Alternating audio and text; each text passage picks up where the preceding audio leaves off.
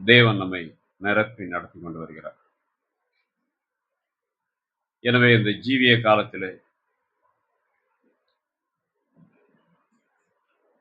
நாம் அவருக்கு புத்தியுள்ள ஆராதனை செய்யத்தக்கதாக அவர் விரும்புகிறபடி, அவர் வாஞ்சிக்கிறபடி அப்படிப்பட்டதான ஒரு உணர்வை தேவன் நமக்கு அளித்திருக்கிறார். அப்படி உன்னதமான ஆவியினாலே. எனவே நம்மை நாமே நிதானித்து நாம் அறிந்து பார்க்கும் பொழுது மகத்தான தேவனாகிய அவர் வானத்தை நாம் நோக்கி பார்க்கும் போதும், நாம் காண்கிற காணக்கூடாத எல்லா ஜீவராசிகளையும் இயற்கையை நாம் நோக்கி பார்க்கும் பொழுது எப்பேற்பட்ட தேவன் நம்மை தெரிந்து கொண்டு மட்டுமல்ல நமக்குள்ளாக அவர் வாசம் செய்து நம்மை கிருபையாய் நடத்தி கொண்டு வருகிறார். அநேகர் அவரை ஆராதித்து கடந்து போயிட்டாங்க. அவங்களுடைய ஜீவிய நாட்கள்ல தேவனுடைய சத்தத்தை கேட்டாங்க, தேவனோடு கூட நடந்தாங்க, இயற்கைக்கு மேம்பட்ட காரியங்களை தன்னுடைய சொந்த கண்ணால் பார்த்தாங்க. விவரிக்க முடியாத அந்த மகத்தான அவர் அவர்களோடு கூட சென்றார். பாருங்க, இன்னைக்கு அப்படிப்பட்டதான ஒரு கர்த்தரை தெய்வமாக கொண்ட ஜனம் அவர் நம்மை தெரிந்து கொண்டிருக்காரு. அதுவும் இந்த காலத்துல இந்த 3ஆம் யாத்திரையில யாருமே நடக்காத ஒரு பாதையில தேவனால் அளிக்கப்பட்ட பாதையில நம்ம நடக்கிறோம். இந்த பாதையில அவருடைய சத்தத்தை நாம் கேட்க முடியும். அவருடைய உன்னதமான உணர்வை, அவருடைய மகிமையான சிந்தையை, தேவனுடைய சுபாவத்தை இன்றைக்கு அவர் நமக்கு தந்திருக்காரு. பவுல் சொல்லும் பொழுது அந்த அறிவு கட்டாத அவரை அறிந்து கொள்ளக்கூடிய கிருபையை தேவன் பவுலுக்கு அளித்ததை அவர் எண்ணி பார்க்கும் போதெல்லாம், அப்போஸ்தலர்கள்ல எப்படிப்பட்ட ஒரு மனுஷன் அவரு, அதிகமா பிரயாசப்பட்டவர். ஆனா தன்னை சொல்லும் பொழுது அவர் சிறியவனாகி எனக்கு. மெய்யாகவே நாம் எப்பேற்பட்ட உன்னதமான தேவனால் ஆஸ்வதிக்கப்பட்டிருக்கும் பார்த்தீங்களா? எபிரேயர் 7 அப்படிதான் சொல்லப்பட்டது. சிறியவன் பெரியவர்னா சாதாரணமானவர் இல்லை. எனவே அவருடைய நாமத்தை உச்சரிக்கவோ அவருடைய பிரசனத்தில் அமரவோ யாராலுமே கூடாது. ஆனா நமக்கு அந்த தேவன் இந்த கிருபையை கட்டளையிட்டிருக்கிறார். இதை எண்ணி பார்க்கும் பொழுது இந்த 1 மணி நேரம் 2 மணி நேரம்லாம் இது நேரமே கிடையாது. நம்ம பாடின பாட்டுலாம் அருமையான பாடல்கள், உக்காந்தி பாடுற பாடல்லாம் இல்லைங்க. நின்று கொண்டு விடுதலையா, ஏன்னா நமக்கு இடம் போதல. கைகளை அசைத்து கரங்களை உயர்த்தி சீயோன் ராஜனை, சேனையின் அதிபதியை, ஜெய கிறிஸ்துவை, எல்லாவற்றையும் ஜெயித்தார். நாம் அவர்களோட ஏறுவோம். அப்படிதான் காலத்தின் செய்தியாளன் தேவனுடைய ஆவியால் ஏவப்பட்டு பேசும் பொழுது அந்த மகிமையான அனுபவத்தை அவர் தன்னுடைய ஜீவியத்தில் உணர்ந்து அவர் பிரசங்கிக்கிறார். இப்படிப்பட்ட ஒரு செய்தியை ஆரம்பத்திலிருந்து கேட்கறது, நல்ல புஸ்தகம்லாம் பார்த்தீங்கன்னா இடையில தான் படிப்பேன். எப்போ செய்தி ஆரம்பிக்குதோ அதை படிச்சு முடிப்பேன். ஆனால் பின்பு பார்க்கும், ஏன்னா அந்த புக்கு முடிச்சிடணும். அதுக்கப்புறம் நேரத்தை எடுத்துக்கிட்டு முதல்ல இருந்து கடைசி வரல, ஒரு டைம் இல்லை 2 டைம் இல்லை, அவ்வளோ மகத்தான அவருடைய அனுபவத்தை சொல்லும் பொழுது அது நம்முடைய வாழ்க்கைக்கு பயனுள்ளதாக இருக்கு. இப்படிப்பட்ட ஒரு கிருபை பெற்ற ஜனங்க வேற யாரும் இருக்க முடியாது. இந்த உலகத்தையும் நாம் நோக்கி பார்க்கும் பொழுது 10 லட்சத்தில் கோடாகோடி ஜனங்கள்ல இன்னைக்கு நாம் அவருடைய சிந்தையில, அவருடைய ஜீவபூசத்துல, அவருடைய கிருபையில, அவருடைய நடத்தல காணப்படுறோம்.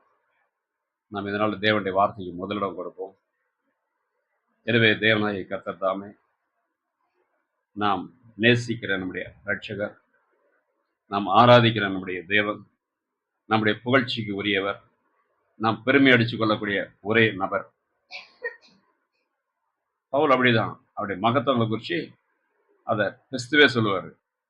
அகிரிப்பா ராஜாவும் அதை பார்ப்பாரு. இதை விட மேன்மையான ஸ்தானம் வேற எதுவுமே இல்லைன்னு பவுலுக்கும் தெரியும், எல்லாருக்குமே தெரியும். எனவே இந்த ஜீவியமானது முடிசூட்டப்பட போகுது.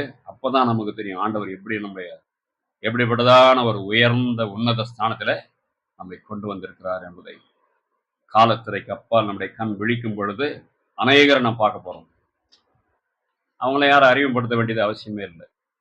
ஏன்னா அந்த பரலோக தேவனுடைய ஆவி நமக்குள்ள இருப்பதால இன்னார் என்னார் என்பதை நாம் அறிந்து கொள்ளக்கூடிய கிருபையை தேவன் நமக்குள்ள வச்சிருக்காரு. விவரிக்க முடியாது, அதை பேச முடியாதபடி பவுல் அமைதியாயிருவார். ஏன்னா இந்த மகத்தானவரை பேசக்கூடிய கிருபையை தேவன் நமக்கு கொடுத்திருக்காரு. நம்முடைய ஜீவத்தை அவருக்கு அர்ப்பணிப்போம். வெகு தூரத்துல இருந்து பாருங்க, 2 வீலர்னா அவர் சீக்கிரம் வந்திருக்கலாம். இருசக்கர வாகனத்துல பயணிப்பது இந்த சென்னையில மிக எளிது. ஆனா 4 சக்கரம் இல்ல ஆட்டோ எல்லாம் பாத்தீங்கன்னா கொஞ்சம் கஷ்டம்தான். அப்படி இருந்த போது குடும்பமாக இந்த நாளில் நம்மோடு கூட ஐக்கியப்பட அருமையான தேவனுடைய தாசன் நம்ம குடும்பத்தோடு வந்திருக்கிறார். தேவன் அவரையும் அவருடைய உறவுகளை கர்த்தர் ஆசீர்வதிப்பதாக. நாம ஒன்றும் வித்தியாசமானவங்களே கிடையாது. அந்த இடங்கள்ல தனித்தனியா வெவ்வேறு இடங்களை வசிக்கிறோம், ஆராதிக்கிறோம். நாம எல்லாம் அந்த ஒரே ஆவியால, அந்த ஒரே சரீரமாகிய சபையில கிறிஸ்துவின் கிருபையால் இணைக்கப்பட்டிருக்கோம். இந்த இணைப்பு காணக்கூடாத கிறிஸ்துவின் மனவாட்டி. அதை உணர்றோம். அப்படிப்பட்ட தேவன் நம்மை கிருபையை நடத்துவாராக. இப்பொழுது இந்த அருமையான நேரத்தை தேவன் தாமை பொறுப்படுத்திக் கொள்வார். எங்க அருமையான தேவனுடைய தாசன் நம்மத்தில் வருவார். தேவனுடைய வார்த்தையை பகிர்ந்து கொள்ள. கர்த்தருடைய பரிசுத்தத்துக்கு மகிமையுண்டாக. பிரியமானவர்களே, கர்த்தர் நல்லவர். ஆமென். சந்தோஷமா இருக்கிறீங்களா? உங்க பாஸ்டருக்காகவும் இந்த ஊழியத்துக்காகவும் ஜெபிக்கிறீங்களா? ஆமென். இதே போல இந்த சிறிய ஊழியத்துக்காக, இந்த சிறியவனுக்காகவும் நீங்க ஜெபிப்பீங்கன்ற நம்பிக்கையோட வந்திருக்கிறோம் உங்க சமூகத்துல. அல்லேலூயா. கர்த்தர் நல்லவர். மேய்ப்பர் சொன்னது போல ஆங்காங்கே பிரிந்திருக்கிறோமே தவிர எல்லாம் ஒரே சரீரத்துக்குள்ளாக கர்த்தராகிய இயேசு கிறிஸ்து நாமத்தினால் ஞானஸ்நானம் பண்ணப்பட்டவர்கள். ஆமென். அல்லேலூயா. அந்த ஒரு அனுபவம் நமக்குள்ளாக இந்த கடைசி நாட்களில் தேவன் கொடுத்தார் கிருபையாக. கேக்குறீங்களா பிரியமானவர்களே? அப்படியாக முதலாவது நான் ஒரு காரியத்தை உங்ககிட்ட சொல்ல விரும்புகிறேன். அதாவது எங்களை மன்னியுங்கள், நான் ஆராதனைக்கு தாமதமாக வந்தது. என்ன காரணம்லாம் சொல்ல முடியாது. இந்த காரணம் அந்த காரணம்லாம் சொல்ல முடியாது. ஆராதனைக்கு லேட்டா வந்தது, அவ்வளவுதான். அதுக்கு மன்னிப்பு கூற வேண்டியது நம்முடைய கடமை. எதை சொல்ல வரேன்னா, காலையில 8 மணி வரையும் நான் மட்டும்தான் வரதா இருந்தது. பிறகு என்னுடைய பொண்ணு மலை மேல சபை இருக்குதுன்னொன்னையும் அவளுக்கு ரொம்ப ஆர்வம் அதுல பார்க்கணும்ட்டு திடீர்னு அவங்க எங்கெல்லாம் கிளம்பிட்டு இருந்தாங்க, சின்ன சபை கிளம்பிட்டு இருந்தாங்க, எல்லாருமே ஆராதனை கிளம்பிட்டு இருந்தாங்க. பார்க்கணும்னு சரி, திட்டம் இப்படி மாறிடுச்சு. அப்புறம் பாஸ்டர் ஃபோன் பண்ணி, இது மாதிரி மாறிடுச்சுங்க பாஸ்டர், எப்படி வரலாமா அப்படின்னா, தாராளமா வாங்க பதர் அப்படின்னாரு. கர்த்தர் நல்லவர். ஒரு முறையாவது பார்க்க வேண்டும் என்ற வாஞ்சை மகளுக்கு. எத்தனையோ முறை இந்த சைடு வந்திருக்கிறோம். ஆனா இப்பதான் குடும்பத்தோட பல்லாவரம் சைடு நாங்கள் பிரயாணிச்சிருக்கிறோம். கிட்டத்தட்ட ஒரு 5-6 வருஷமா பம்பல் புளிச்சலூர் ரெகுலரா வந்துட்டு இருந்தேன். என் மனைவி மட்டும் வருவாங்க அப்பப்போ. ஆனா ஃபேமிலியோட, பிள்ளைகளோட இப்பதான் முதல் முறை ஒரு சபைக்குள்ளாக இந்த பக்கத்துல வந்தது. இதான் முதல் முறை. அதுவும் மலை மேல இருக்குதுன்னு அவளுக்கு ரொம்ப ஒரு ஆர்வம் மகளுக்கு. சரி, கர்த்தர் நல்லவர். ஆகையினால தேவனுடைய கிருபையினால தேவன் இந்த சிறு ஊழியத்துல ஒரு வாகனத்தை கொடுத்தாரு. மக்கள் போகிறதுக்கும் வருகிறதுக்கும் ஒரு வாகனத்தை கொடுத்தார் ஆண்டவர். அது அப்படியே நின்றுட்டே இருக்குது. நான் ஒரு அலுவலகத்துல அட்மினா இருக்கிறதுனால ஆபீஸ் போறது வரதுமா இருக்கிறது. அது போன வாரமும் அப்படியே நின்று இருந்தது. இந்த வாரமும் நடுவில் கும்பகோணம் மட்டும் போயிட்டு வரதும் போது சபையாண்ட விட்டுட்டு போயிட்டு இருந்தாங்க. ஸோ அதுக்கப்புறம் அப்படியே நின்றுடுச்சு, தூசி படிஞ்சு. ஒரு வாகனத்தை அப்படியே நிறுத்தக்கூடாதுன்ற எண்ணம். சரி, இன்னைக்கு போறவன் நமக்கு தான் ஒரு வாகனம் இருக்குது, நின்றுட்டே இருக்குது, அதை பயன்படுத்துவோம்னு சொல்லி அந்த ஆட்டோவை எடுத்துட்டு வந்துட்டோம் நாங்க. ஸோ அதுவும் எங்களுக்கு அதாவது சூழ்நிலைக்கு ஏற்றாது போல இருந்ததுனால குடும்பத்தோட போலான்னு என்ற ஒரு வாஞ்சியோடு கர்த்தரோட வழி நடத்த. நிச்சயமாக தேவன் நல்லவர். நேற்றைய தினத்துல உங்களுடைய மேய்ப்பர் கால் பண்ணும் போது, இந்த வாரம் நான் எங்கேயும் போற மாதிரி இல்லை, என்னோட வீட்டுக்கு சென்னை சபைக்கு தான் போற மாதிரி இருந்தேன். ஆனா நேற்றைய தினத்துல காலையில எப்பயும் போல நான் ஜெபம் பண்ணும் போது, ஜெபம் பண்ணி முடிக்கிறதுக்குள்ளேயே போன் கால். ஜெபத்துல நான் என்ன கேட்டனோ, எங்க ஆண்டவரை நடத்த போறீங்க, அல்லது என் வீட்டுக்கு தான் நடத்த போறீங்களா, உம்முடைய வழி நடத்தல் என்ன, எங்க நான் போக வேண்டும் அப்படின்னு நான் ஜெபிச்சு முடிக்கிறதுக்குள்ளேயே கால் வந்துருச்சு. அதுக்கப்புறம் ஜெபத்தை முடிச்சதுக்கு அப்புறம் அவருக்கு போன் பண்ணி கேட்கும் போது, அப்புறம் இங்க உங்களை சந்திக்கும்படியான ஒரு சூழல் உண்டாச்சு. அப்போ தேவனிடத்துல நம்ம என்ன கேட்கிறோமோ, கேக்குறீங்களா பிரியமானவர்களே? இங்குதான் அங்குதான் கிடையாது. எங்க நடத்த போறீங்க ஆண்டவரே?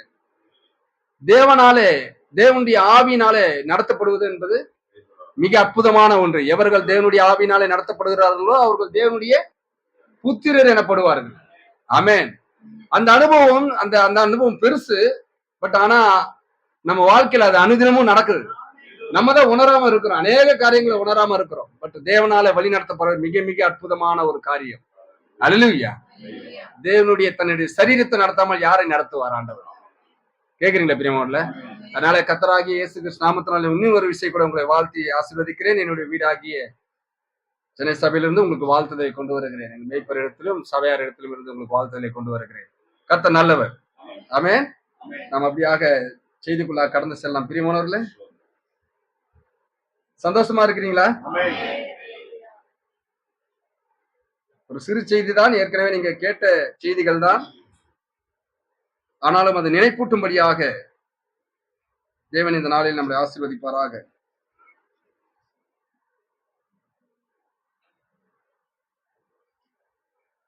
ஆசீர்வதிக்கப்பட்ட இந்த பரிசுத்த வேதாகமத்திலிருந்து யாத்ராமத்தின் புஸ்தகம் 12ஆம் அதிகாரம்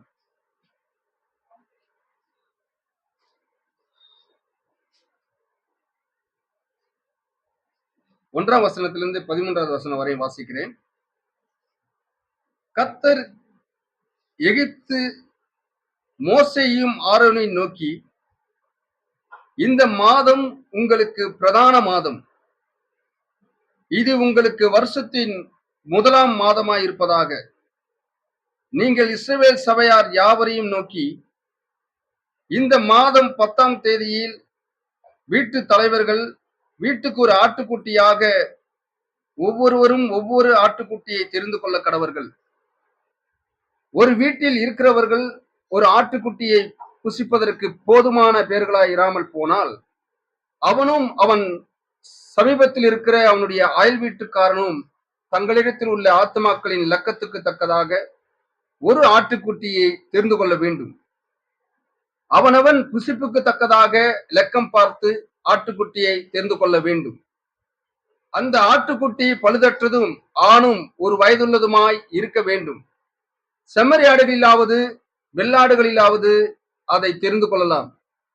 அதை இந்த மாதம் 14ஆம் தேதி வரைக்கும் வைத்திருந்து இஸ்ரவேல் சபையின் ஒவ்வொரு கூட்டத்தாரும் சாயங்காலத்தில் அதை அடித்து அதன் இரத்தத்தில் கொஞ்சம் எடுத்து தாங்கள் அதை புசிக்கும் வீட்டு வாசல் நிலக்கால்கள் இரண்டிலும் நிலையின் மேற்சட்டத்திலும் தெளித்து அன்று ராத்திரியிலே அதன் மாம்சத்தை நெருப்பினால் சுட்டு புசிப்பில்லா அப்பத்தோடும் கசப்பான கீரையோடும் அதை புசிக்க கடவீர்கள். பச்சையாயும் தண்ணீரில் அவிக்கப்பட்டதாயும் அல்ல, அதன் தலையையும் அதன் தொடைகளையும் அதற்குள்ள யாவையும் ஏகமாய் நெருப்பினால் சுட்டதாய் அதை புசிப்பீர்களாக. அதிலே ஒன்றையும் விடிய காலம் மட்டும் மீதியாக வைக்காமல், விடிய காலம் மட்டும் அதிலே மீதியாய் இருக்கிறதை அக்கினியால் சுட்டெரிப்பீர்களாக.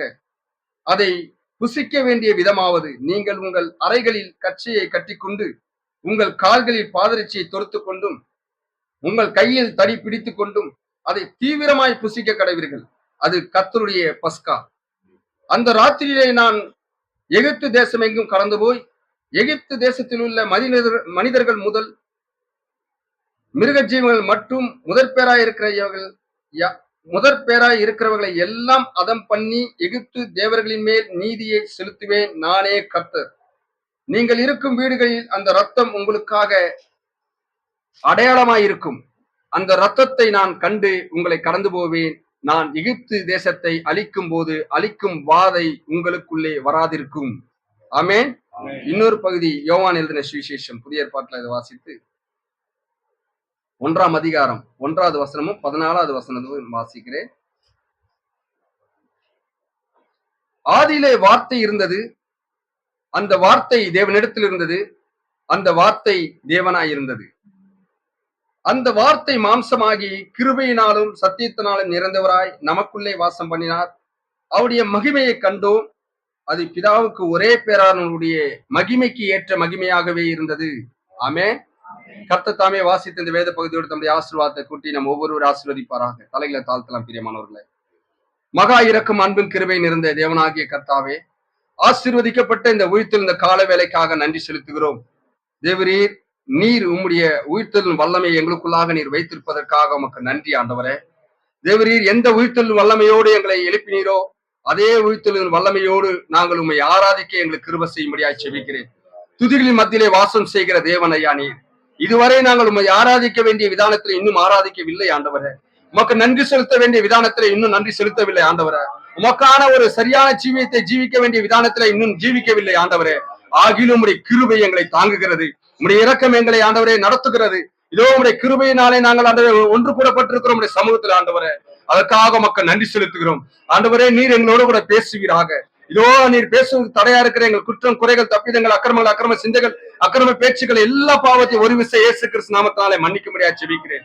இந்த புல்பீட்ல நிற்கிற இந்த மனித முதற்கொண்டு கடைசி நபர் வரை உம்முடைய ரத்தத்தினாலே கழுவி சுத்திகரிக்க முடியாது ஜெபிக்கிறேன். ஆண்டவரே, உம்முடைய பரிசுத்த ரத்தம் இந்த இடத்தை மூடட்டும் ஆண்டவரே. உம்முடைய ரத்தத்தினூடாக பார்த்து எங்களுக்கு மத்தியிலே நீர் இறங்குவீராக. நீர் ஒரு மனிதனை சந்திக்கக்கூடிய ஒரே ஆராதனை ஸ்தலம் நீர் சிந்தினதான வேறுபட்ட ரத்தமாய் இருக்கிறது ஆண்டவரே. அந்த ரத்தத்தை கண்டுதான் நீர் கடந்து போவீர் என்று வேதம் சொல்லுகிறதா. அந்த ரத்தத்தினூடாக எங்களை நோக்கி பார்ப்பீராக, எங்கள் மீது இரக்கமாய் இருப்பீராக. இதோ சுக வேண்டியவருக்கு உடைய வார்த்தையினாலே சுகப்படுத்தும்படியாய் செபிக்கிறேன் ஆண்டவரை. நீர் பலப்படுத்தும்படியாய் செபிக்கிறேன். இந்த ஆராதனை ஒரு தெய்வீக சுகமளிக்கிற ஆராதனையா இருக்கட்டும். இந்த ஆராதனை ஒரு ரட்சிப்புக்குரிய ஆராதனையா இருக்கட்டும் ஆண்டவரே. இந்த ஆராதனை ஒரு விடுதலைக்குரிய ஆராதனையா இருக்கட்டும். இந்த ஆராதனை நீர் ஏற்ற விதத்துல எப்படி நடத்த வேண்டிய சித்த கொண்டிருக்கிறது அப்படியாக நடத்தி கொடுக்கும்படியா செபிக்கிறேன் ஆண்டவரே. எங்களிடத்துல எந்த திறமையும் இல்லை, எங்களிடத்துல எந்த தாளந்துகளும் இல்லை, எந்த இடத்துல உங்களுடைய ஆண்டவரே வசனத்தை தியானிக்கிறதுக்கான எந்த தகுதியும் இல்லை. ஆனால் நீர் கல்வாரிக்கு சென்றதனாலே இதோ உங்களுடைய கிருபையினால இந்த தகுதியை நாங்கள் பெற்றோம் ஆண்டவரே. உம்மாற ஆனது ஆண்டவரே எல்லாமே. அதற்காக உமக்கு நன்றி செலுத்தி உமக்கே ஸ்தோத்திரங்களின் துதிகர மகிமையை செலுத்துகிறோம் கர்த்தாவே. இந்த வேலைக்காரனுக்கு இந்த மணி வேலையிலே நீர் கொடுத்த இந்த அற்புதமான வேலைக்காக உமக்கு நன்றி செலுத்துகிறோம். நீர் ஆசீர்வதிய மக்களை ஆண்டவரே நீர் பலப்படுத்தும். இந்த பட்டணத்துல இதோ அருமையான இந்த ஊழியத்தை வைத்து, அருமையான இந்த அன்றைய போதகரையும் வைத்து ஆண்டவரே, நீர் இந்த ஊழியத்தை அற்புதமாய் நடத்தி கொண்டு வருகிறீரே மக்கள் நன்றி. அருமையான போதகரை ஆசீர்வதி. அவர் சரீரங்களில் நம்முடைய பலன் இருக்கட்டும். அடைய உச்சந்தலை உள்ளம் காலவரை தெய்வீக சுகமாக ஆண்டு கொள்ளட்டும். அதை இன்னும் அதிகமா இந்த பகுதியில் இந்த மக்களுக்கு அந்த ஊழியம் செய்ய பலனை தரும்படியா செபிக்கிறேன் ஆண்டவரே. அவருடைய குடும்பத்தாரையும் சபையாரையும் நீர் ஆசீர்வதிக்கும்படியா செபிக்கிறேன். இந்த நாள் ஆசீர்வாதமான ஒரு நாளா இருக்க உதவி செய்யுங்க. இந்த வெயிலின் உஷ்ணம் இருந்து எங்களை சேதப்படுத்தாதபடி பாதுகாத்துக் கொள்ளுங்க. சகல துதிகன மகிமையா ஒருவருக்கே செலுத்துகிறோம். கர்த்தர் ரட்சகர் மீட்பருமாகிய கர்த்தராகிய இயேசு கிறிஸ்து என்கிற விலையேறப்பட்ட பரிசுநாமத்தை கேட்கிறோம். பரலோக பரிசுத்த பிதாவே, ஆமென். உட்காரலாம் பிரியமானவர்களே. ஹல்லேலூயா. ஒரு பிரசங்கியாளனை பிரசங்கி வைப்பது நீங்க தான். ஏன்னா துதிகளின் மத்தியிலே வாசம் செய்கிற தேவன் அவர். ஆமென். அந்த தேவன் மாற மாட்டார். ஆமாவா இல்லையா? ஆகையினாலே நீங்கள் எவ்வளவாய் தேவனை துதிக்கிறீர்களோ அவ்வளவு வார்த்தையை தேவனிடத்திலிருந்து பெற்றுக்கொள்ளலாம். கேக்குறீங்களா பிரியமானவர்களே? தேவனுடைய சமூகத்துல ஒரு மனிதனுடைய திறமை காட்ட வருவானால் அவன் தோல்வியுற்றவனாக திரும்பி போவான். எந்த ஒரு ஞானமும் புத்தி கூர்மையும் இந்த ஊழியத்துக்கு ஏற்றதா இருக்காது. புத்தி அறிவிலையோ உலக ஞானத்திலேயோ இந்த செய்தியில ரொம்ப நாள் பயணிக்க முடியாது. ஆமென். எத்தனை பேர் விசுவாசிக்கிறீங்க? நிச்சயமாக இங்க வரும்போதெல்லாம் அநேக வருடங்களாக தேவனுடைய செய்தியிலே நடக்கிறவர்களும் அதிலே தரித்திருக்கிறவர்களுமாக உங்கள் மத்தியில தான் நான் பிரசங்கிக்க வந்திருக்கிறேன். இந்த சிறியவன். அல்லேலூயா. ஆகிலும் தேவனுடைய கிருபையினாலே புதிதாய் வந்தவர்கள் இங்க இருக்கிறீங்க. அதனால இந்த செய்தியானது ஒரு கதம்பமா இருக்க வேண்டும் என்று எண்ணுகிறேன் நான். ஆமென். மிக காலமாக இந்த செய்தியில இருக்கிறவர்களுக்கும் தேவனை குறித்தும் தேவனுடைய தீர்க்கதரிசியை குறித்தும் இக்காலத்துள்ள இந்த செய்தி வந்ததுக்கான நோக்கத்தை குறித்தும் அறியாதவர்களுக்கும் இந்த செய்தி பிரயோஜனமா இருக்கும் என்று நான் விசுவாசிக்கிறேன். ஆகையினால நீங்கள் கேட்ட காரியமா இருந்தாலும் கொஞ்சம் பொறுத்துக் கொள்ளுங்கள். தேவன் உங்களை ஆசீர்வதிப்பாராக. அல்லேலூயா. கர்த்தர் நல்லவர் பிரியமானவர்களே. இந்த செய்திக்கு நான் ஒரு தலைப்பை கொடுக்க வேண்டும் என்றால், நமக்குள் மேசியாவின் அடையாளம். ஆமென். நமக்குள் மேசியாவின் அடையாளம். எல்லாம் என்ன நினைச்சிட்டாங்கன்னா 2000 வருஷத்துக்கு முன்பாகவே மேசியா வந்து கடந்து சென்று விட்டார் என்று ஒரு எண்ணமுடையவர்களா இருக்கிறார்கள். ஆனால் இந்த மேசியா எதற்காக வந்தாரோ, அவர் வந்ததுக்கான நோக்கம் என்னவோ அதை கச்சிதமாக நிறைவேற்றினார். ஆமென். அந்த ஒரு மேசியாவானாலே அநேக மேசியாக்கள் உருவாக வேண்டும் என்று கேக்குறீங்களா பிரியமான? அந்த மகத்தான ஒரு நோக்கத்துக்காக தான் இந்த கடைசி காலத்திலே தேவன் இந்த மகத்தான வெளிச்சத்தை நமக்கு அனுப்பினார். அல்லேலூயா. ஆகையினாலே மேசியாவின் அடையாளம், அந்த மேசியா வந்ததுக்கான நோக்கம் இன்றும் இந்த பூமியில இருந்து கொண்டிருக்கிறது. எத்தனை பேர் விசுவாசிக்கிறீங்க? மறந்து போயிடக்கூடாது. மறந்து போயிட்டோம்னா 50-60 வருடத்துக்கு முன்பாக இந்த செய்தி எந்த தன்மையில வந்ததோ அதை நீர்த்து போகிற செய்கிற காரியமாய் மாறி போயிடும். அதனால்தான் நான் வரும்போதெல்லாம் கொண்டு வருகிற செய்தி அதை எப்படியாவது அந்த அந்த நிலையிலிருந்து ஒரு படி மேலே உயர்த்தி, அல்லேலூயா, எப்போதும் அதே அனல்ல இருக்கும்படியாக தேவன் எதற்காக நம்மளை சிருஷ்டித்தார், எதற்காக நம்மளை அழைத்தார், எதற்காக நம்மளை ரட்சித்தார், எதற்காக நம்ம இந்த காலத்துக்குரிய செய்தியில கொண்டு வந்தார் என்ற அற்புதமான நோக்கத்தை அறிந்து கொள்ளுகிறவர்களா நாம் இருப்போம். அல்லேலூயா. அதனால்தான் நமக்குள் மேசியாவின் அடையாளம் இருக்கிறது என்பதை நினைப்பூட்டும்படியாக இந்த செய்தியானது இருக்கும் என்று விசுவாசிக்கிறேன். தீர்க்கதரிசி சொல்றார், இவர் யார் என்று சொல்லுகிறீர்கள் என்ற செய்தியை சொல்றாரு. அபிஷேகம் பண்ணப்பட்டு தேவனை முழுவதுமாய் தனக்குள் கொண்டவர்களாய், அபிஷேகம் பண்ணப்பட்டு தேவனை முழுவதுமாய் தனக்குள் கொண்டவர்களாய், அவர்களுடைய ஒவ்வொரு செய்கையும் அசைவும் கர்த்தர் உரைக்கிறதாவது என்பதாக அமைந்திருக்குமா? தேவனை முழுவதுமாய் தனக்குள் கொண்ட ஜனத்தோடைய காட்சியை சொல்றாருங்க. தேவனுக்குள்ளாக இருந்ததெல்லாம் கிறிஸ்துக்குள்ளாக, கிறிஸ்துக்குள்ளாக இருந்ததெல்லாம் சபைக்குள்ளாக, மனவாட்டிக்குள்ளாக. ஆமென்.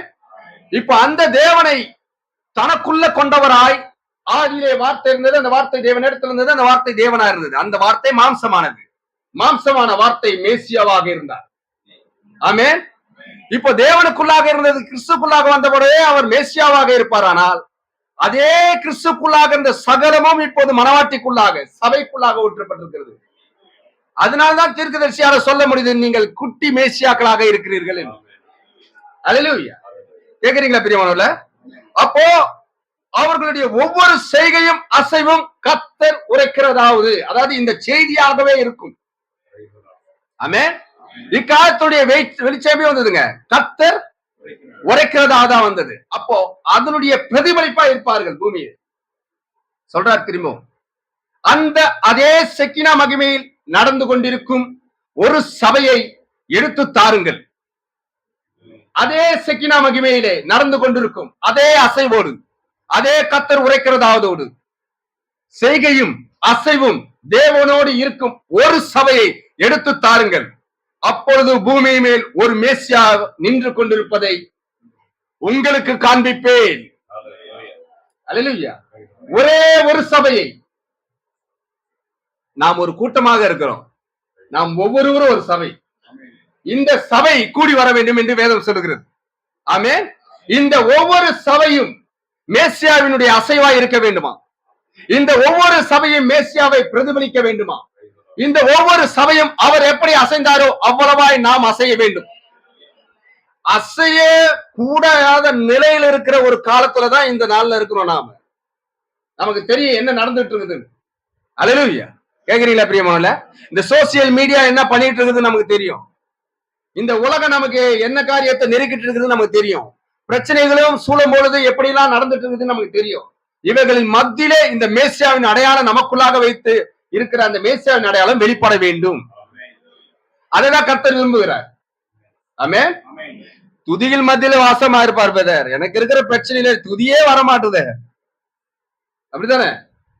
ஜெபமே வரமாட்டுது. அல்லேலூயா. ஒரு சிறையிருப்பு போல இருக்குது. நேற்று தினத்தை அப்படி நினைச்சிட்டே வந்தேன். நான் வாகனத்துல ஓட்டிட்டு வரும்போது அந்த என்ன வந்தது, பேதுருவை எடுத்துட்டு போய் சிறைச்சாலையில வச்சா கூட, கையும் காலம் கட்டி போட்டா கூட, துதிக்க ஆரம்பிச்சவனே எல்லா கட்டுகளும் வெளியாயிடுச்சு. நம்ம என்ன சொல்றோம், கட்டுகள் இருக்கிறதுனால துதிக்க முடியலன்றோம். அவங்க என்ன செஞ்சாங்கன்னா கட்டுகள் இருக்கும் போதே துதிச்சாங்க. ஆமென். அந்த இடத்தையே ஒரு ஆராதனை ஸ்தலமா மாற்றி விடுதலையாய் வெளியே வராங்க. சரி, அவரு ஒரு சைடு. பவுல் பாத்தீங்கன்னா சிறையிருப்புலதான் இருக்கிறாரு. அந்த எண்ணமே பவுலுக்கு இல்ல. அவர் தூக்கின்னு போயிட்டாங்க சிறையிருப்புக்கு. அகிரிப்பா ராஜா கிட்ட இருந்து ஒவ்வொரு இடத்துலயும் நடத்துறாங்க. அவரு கடைசியில பீலிக்ஸ் அவர்கிட்ட எடுத்துட்டு போய் நிறுத்தும் போது அவர்கிட்ட ஒரு குற்றவாளியா அவர்கள் பாக்குறாங்க. பவுல குற்றவாளியா. பவுலுக்கு அந்த குற்றவாளி என்ற உணர்வே இல்லை, தண்டனைக்குரியவன் என்ற உணர்வே இல்லை. அந்த இடத்துல வந்து நிற்கும் போது அவர்கள் தான் தண்டனைக்குரிய நபரா பார்த்தாங்க, அவர்கள் தான் குற்றவாளியா பார்த்தாங்க, அவர்கள் தான் இவரை சிறையிருப்புல வச்சிருக்கிற மாதிரி பார்த்தாங்க. இவருக்கு சிறையிருப்புலாம் இல்லை. அந்த இடத்துல தேவனுடைய ராஜ்யத்தின் சுவிசேஷத்தை பிரசங்கிக்கிறார். இப்படி பிரசங்கிக்கிற போது, சிறையிருப்புல இருக்கிற ஒரு மனிதன் பிரசங்கிக்கும் போதே அங்க இருக்கிற அந்த கேட்கிற அந்த நபரே இன்னும் கொஞ்சம் விட்ட என்னையே மனமாற்றத்துக்காரைய செஞ்சிருவேன் நீ பவுலே, அப்படி என்ற அளவுக்கு அந்த ராஜ்யத்தின் சுவிசேஷத்தின் வல்லமை இருந்ததுன்னா, அந்த வல்லமை உங்களுக்குள்ள எனக்குள்ள இருக்கிறதுங்களா இல்லையா? அந்த சபை எப்படி அஸ்திவாரம் போடப்பட்டதோ, அந்த சபையினுடைய தூதன் எப்படி முதலாம் சபை காலத்துக்கு தூதனாக எழுப்பப்பட்டாரோ, அப்படிதான் இந்த கடைசி சபை கால மக்கள் கூட அதே விசுவாசத்துலதான் வராங்க. அல்லேலூயா. கொஞ்சம் கூட மாற்றமே இல்லை. ஆமென். அதனாலதான் சொன்ன சாக்கு போக்கு சொல்றதுக்கு நம்ம ஸ்தாபனம் அல்ல. அவர்கள் வாழ்ந்தது போலவே, அவர்கள் ஜீவித்ததை போலவே அதே காலம் என்னன்னா, அவர்களை காட்டிலும் தேவன் நம்ம உயர்வா பார்க்கிறார் பிரியமானவர்களே. ஏன்னா அந்த நாட்களை காட்டிலும் இந்த நாட்கள் கொடுமையான நாட்கள், மிக மோசமான நாட்கள். ஒரு விசுவாசியாய் வாழ முடியாத அளவுக்கு எல்லா காரியங்களையும் நெருக்குற நாட்கள் இது. ஆமென். அதனாலதான் அப்போ என்ன அந்த கிரீடத்தை கொடுக்கிறாரு, எந்த எந்த எந்த அந்த என்ன சொல்றது, எந்த தன்மா, அதாவது இல்ல வெகுமதி, எந்த வெகுமதியை அவர்களுக்கு கொடுக்கிறார்களோ அதேதான் அந்த கடைசி நாட்கள் வர மக்களுக்கும் கொடுக்கிறார். பாரபட்சமே இல்லை, பட்சபாதமே இல்லை. அல்லேலூயா. கேக்குறீங்களா பிரியமுள்ள?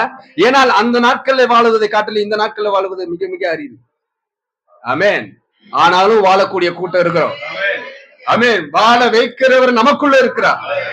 விசுவாசிக்கிறீங்களா பிரியமுள்ள? ஏன் சிறிய பெத்லகேம் என்ற செய்தியை சொல்ற தீர்க்கதரிசி? இன்று மக்களின் மீது பரிசுத்த ஆவியானவர் ஆளுகை செய்கிறார்.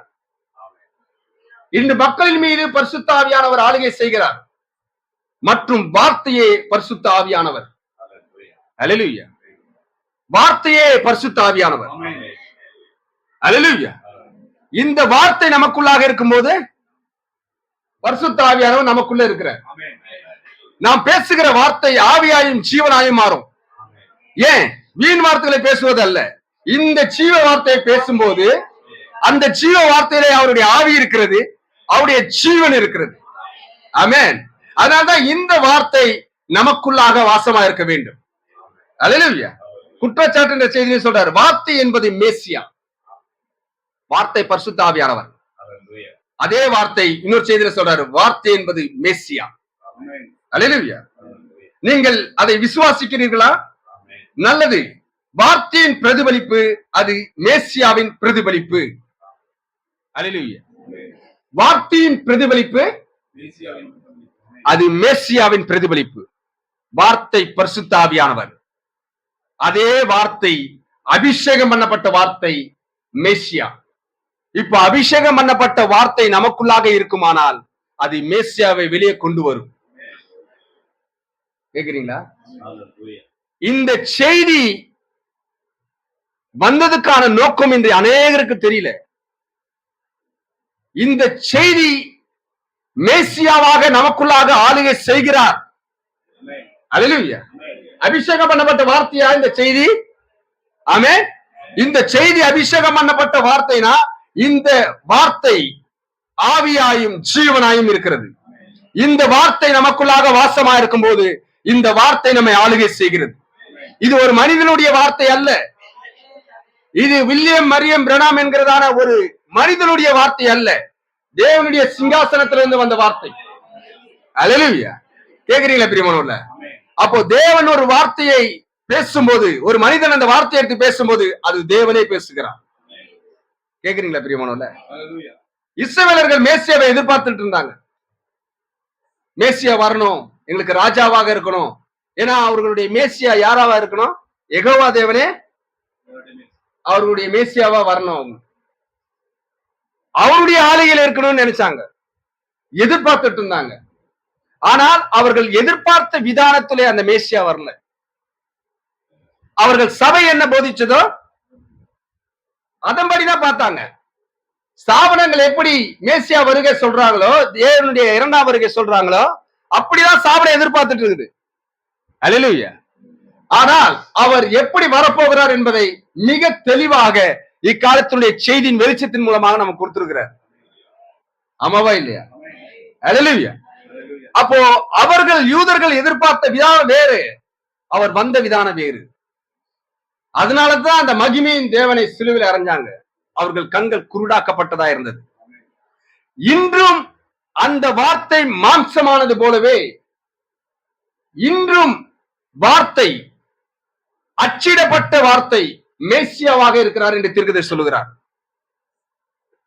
ஆதியிலே வார்த்தை இருந்தது, அந்த வார்த்தை தேவனிடத்திலிருந்து, அந்த வார்த்தை தேவனானது, அந்த வார்த்தை தான் மாம்சமானது. மாம்சமாகி 2000 வருஷத்துக்கு முன்பாக இந்த பூமியில நடந்தது. அல்லேலூயா. காட்சியிலே பார்த்தார்கள் எல்லாரும். நீங்களும் நானும் பார்க்கல. அன்னைக்கு எப்படி பார்த்தார்களோ அதே மேசியாவின் அற்புதங்களோடு அதே மேசியா இன்று அச்சிடப்பட்ட வார்த்தையாக உங்களுக்குள்ளாகவும் எனக்குள்ளாகவும் இருக்கிறார். அச்சிடப்பட்ட வார்த்தையாக உங்கள் கரங்களிலே என் கரங்களிலும் இருக்கிறார். அல்லேலூயா. கேக்குறீங்களா பிரியமானவர்களே? இயேசு வீட்டுக்கு வரணும்னு நினைப்போம்ல, இயேசு உங்க வீட்டுலதான் இருக்கிறாரு. இன்னும் செல்ஃப்ல இருக்கிறாரு. இப்ப அவர் நமக்குள்ள வரணும். அல்லேலூயா. கேக்குறீங்களா பிரியமானவர்களே? கேக்குறீங்களா? ஆமென்.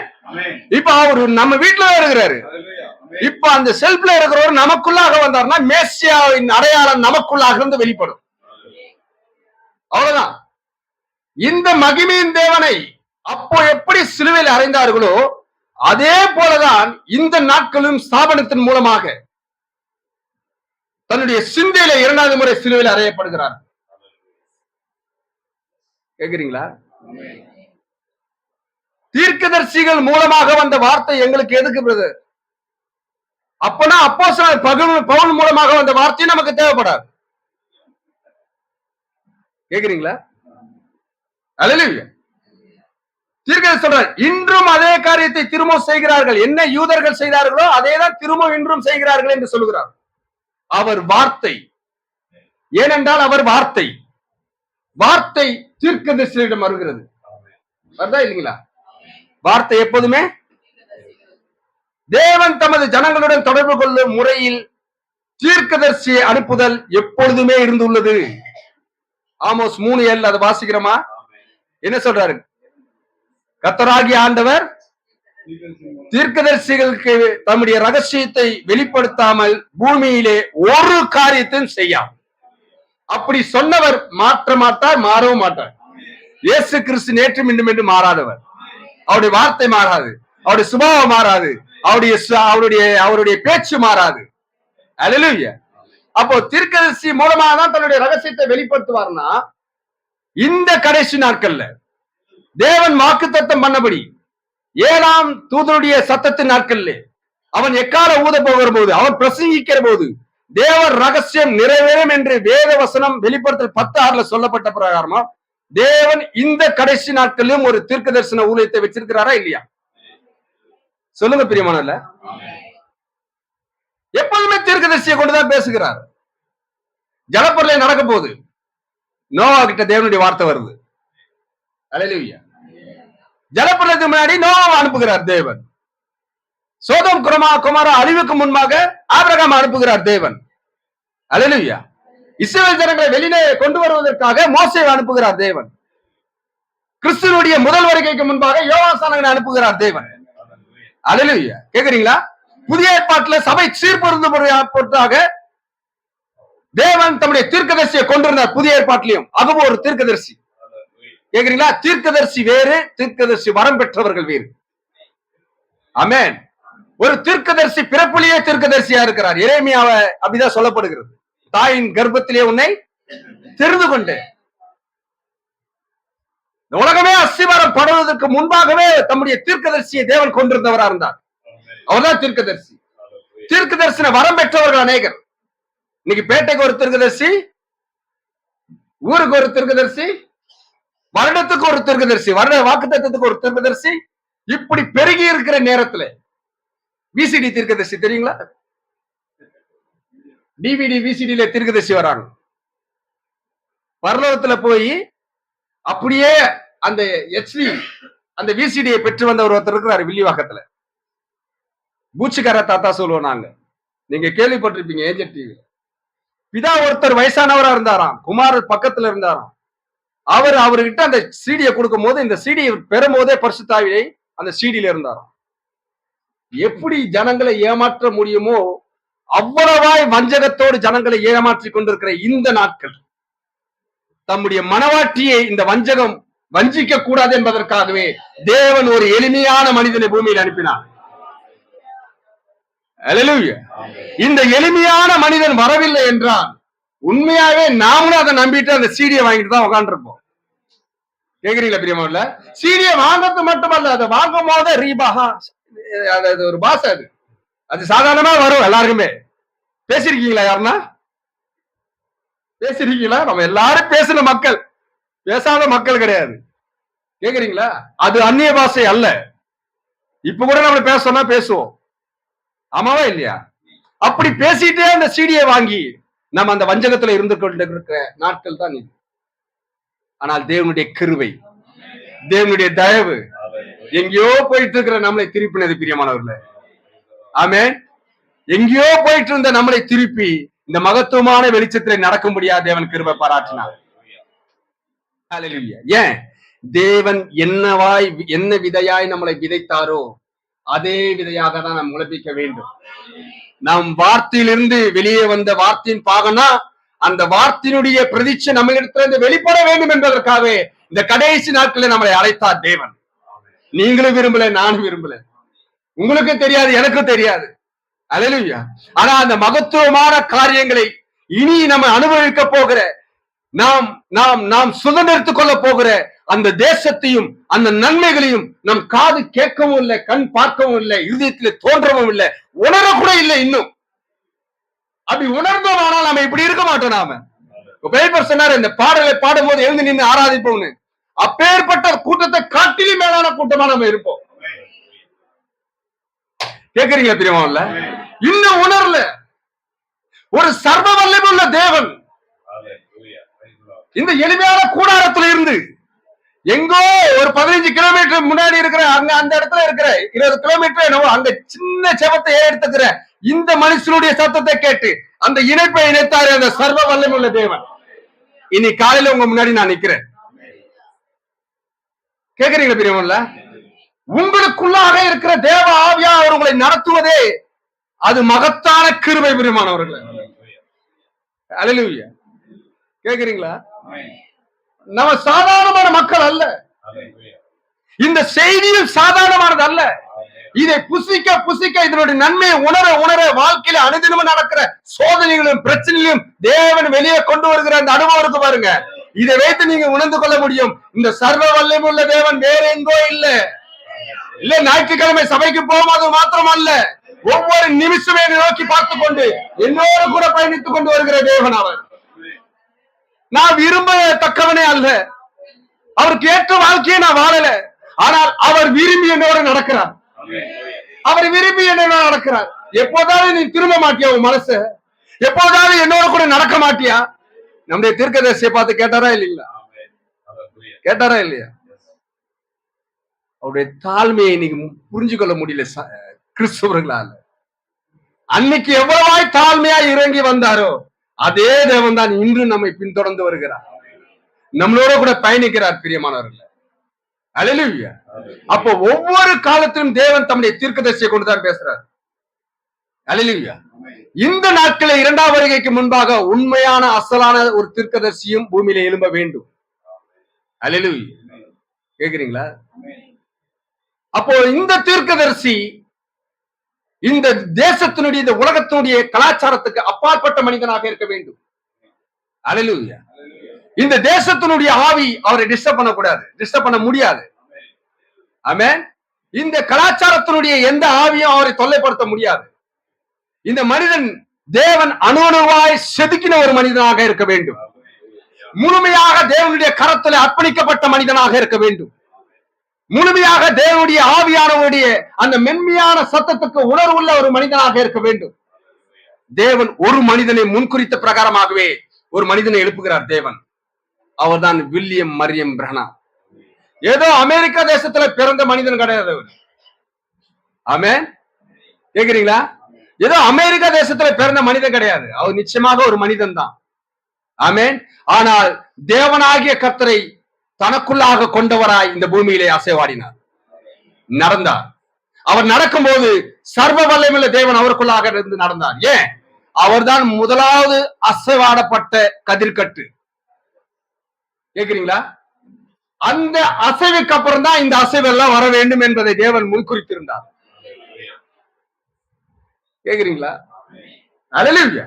ஒரு 7ஆம் வகுப்பு படிச்ச ஒரு மனிதன், கல்வி அறிவு கூட இதற்கு உதவாது பிரியமானவர்களே. இந்த மகத்துவமான வார்த்தையை எடுத்துக்கொண்டு போவதற்கு கல்வி அறிவு கூட உதவாது. நம்முடைய பணம் உதவாது, நம்மளுடைய தகுதி உதவாது, நம்மளுடைய எந்த ஒரு மேன்மையான காரியமும் நாம் பெற்றிருக்கிறதான புகழும் எதுவுமே இதுக்கு உதவாது. இதுக்கு உதவ வேண்டிய ஒரே ஒரு காரியம் அவருடைய பரிசுத்த ஆவியானவர் மாத்திரமே.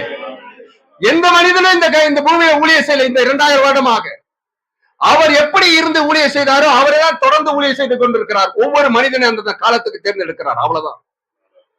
ஆகையினால் அந்த மனிதனுக்கு மகிமை கிடையாது. அவரை பயன்படுத்தின சர்வ வல்லமையுள்ள தேவன் கர்த்தராகிய இயேசு கிறிஸ்துவுக்கே மகிமையும் ஸ்தோத்திரத்தையும் கனத்தையும் கொண்டு வருகிறார். அல்லேலூயா. பூமியிலே தீர்க்கதரிசி இருக்கும் போதும் ஒரு மகிமையை கூட தனக்கென்று பெற்றுக் கொள்ளவே இல்லை. எல்லா மகிமையும் அவரை குணத்தை எடுத்துக்கொண்டு அவருக்கு மகிமையாகவே ஜீவித்தார். கேக்குறீங்களா பிரியமானவர்களே? இன்னைக்கு ஊர்ல உலகத்துல இருக்கிற ஒவ்வொரு வருட தீர்க்கதரிசிகளும் தன்னை தீர்க்கதரிசி வரம் பெற்றவர்களை போட்டுக் கொண்டவர்களும் தீர்க்கதரிசிகளாக பேரெடுத்தப்பட்ட இந்த ஸ்தாபன எல்லா காரியத்தையும் வஞ்சிக்கிற காரியமா கொண்டு வந்து தனக்கே மகிமையை சேர்த்துக் கொண்டார்கள். அல்லேலூயா.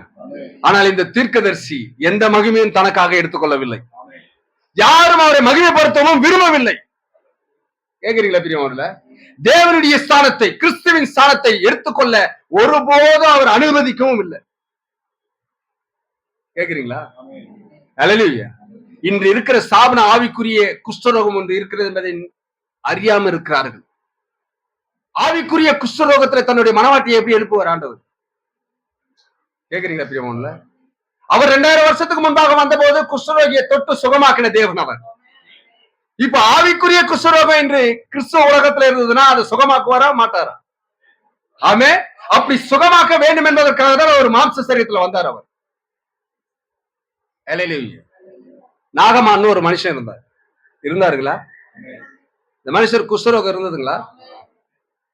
இந்த மனுஷனுக்கு சரீரத்துல வியாதி இருந்ததுங்களா? அந்த குஷ்டரோகம் நீங்கன்னா எங்க வரணும்? அவரு மருத்துவம் உதவல அவருக்கு. ஆமே. அவருடைய ஸ்தாபன உதவல அவருக்கு. அவர் எங்க வர வேண்டியது இருந்தது? தீர்க்கதரிசி இடத்துல வர வேண்டியதா இருந்தது. தீர்க்கதரிசி ஐயோ ஒரு ராஜ்யத்துடைய படைத்தளபதி ராஜா பயப்படுறார், ரைட்டு. இவர் பயப்பட வேண்டிய அவசியம் இல்லை. ஏன்னா இந்த ராஜ்யத்துக்குரியவர் அல்ல இந்த தீர்க்கதரிசி. ஒரு தேசத்துக்குரிய கலாச்சாரத்துக்கு உடன்பட்டவர் அல்ல தேவனுடைய தீர்க்கதரிசி. அல்லேலூயா. அப்ப இந்த தீர்க்கதரிசி என்ன சொல்றாருங்க? இந்த எலிசா தீர்க்கதரிசி வாசல்ல வரும்போதே சொல்லிடுறாரு, நீ போயிட்டு இந்த நதியில போயிட்டு என்ன செய்யணும்?